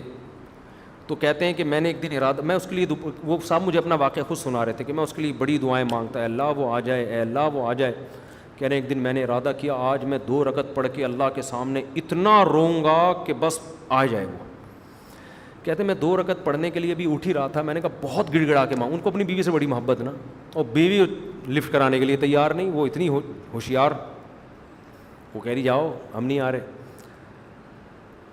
تو انہوں نے کیا کیا, کہہ رہے ہیں جب میں اٹھنے لگا نا بہت زیادہ رونے دھونے کے لیے, اللہ سے بہت مانگوں گا, تو میں ایک کتاب سامنے رکھی تھی حضرت حکیم اختر صاحب رحمہ اللہ تعالیٰ کی, بڑے بزرگ تھے اللہ والے. کہہ رہے میں کبھی کتاب پڑھتا بھی نہیں تھا, میرا معمول بھی نہیں تھا, پتہ نہیں میں نے نماز سے پہلے وہ کتاب ایک دم کھول کے دیکھی کیا لکھا ہے اس میں. تو جیسے ہی کھولی, صفحہ سامنے آیا, اس میں حضرت حکیم اختر صاحب کا بیان چل رہا تھا. اس میں لکھا ہوا تھا دیکھو جو بیوی بھاگ جائے اور منانے پہ بھی واپس نہ آئے اس کے پیچھے مت جاؤ, اس کے پیچھے جانا مرد کی مردانگی اور غیرت کے خلاف ہے. اور پھر آگے لکھا حدیث میں آتا ہے تزوج الودود الولود، ایسی عورت سے نکاح کرو جو تم سے محبت کرے اور تمہیں اولاد بھی کثرت سے دے، کیونکہ محبت ہوتی ہے تو عورت چاہتی ہے میرے میاں سے اولاد ہو، گھر بسے میرا. جس کا بھاگنے کا پروگرام ہو وہ ایک آدھ کے بعد کہتی پتہ نہیں یار رہنا بھی ہے کہ نہیں رہنا، اتنے بچے لے کے کہاں جاؤں گی میں. ہر عورت نہیں لیکن بعض دفعہ جو بیان نہیں سن رہی، ٹھیک ہے نا.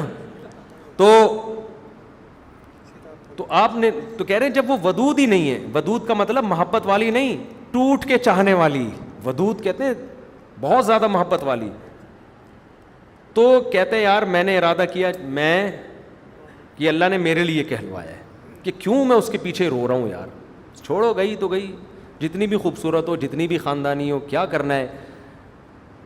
تو جب آپ سے محبت ہی نہیں ہے اس کو، تو مرد میں اللہ نے غیرت رکھی ہے، ادھر سے تھوڑی ادھر سے زیادہ. اب اتنی غیرت نہ دکھاؤ کہ ادھر سے محبت کا اظہار اور ادھر سے استغنا ہو رہا ہے کہ جاؤ میں ڈائلاگ سے بالکل متاثر نہیں ہوتا، یہ ڈائلاگ سے کسی اور کو یہ بد اخلاقی ہے. یہ کیا ہے؟ بدتمیزی اور بد اخلاقی. بعض لوگوں میں تکبر ہوتا ہے، وہ بیوی سے محبت کا اظہار نہیں کرتے اور سمجھتے ہیں ہماری غیرت ہے. یہ غیرت نہیں ہے، یہ کیا ہے؟ تکبر ہے. نبی سے زیادہ غیرت مند کون ہوگا بھائی؟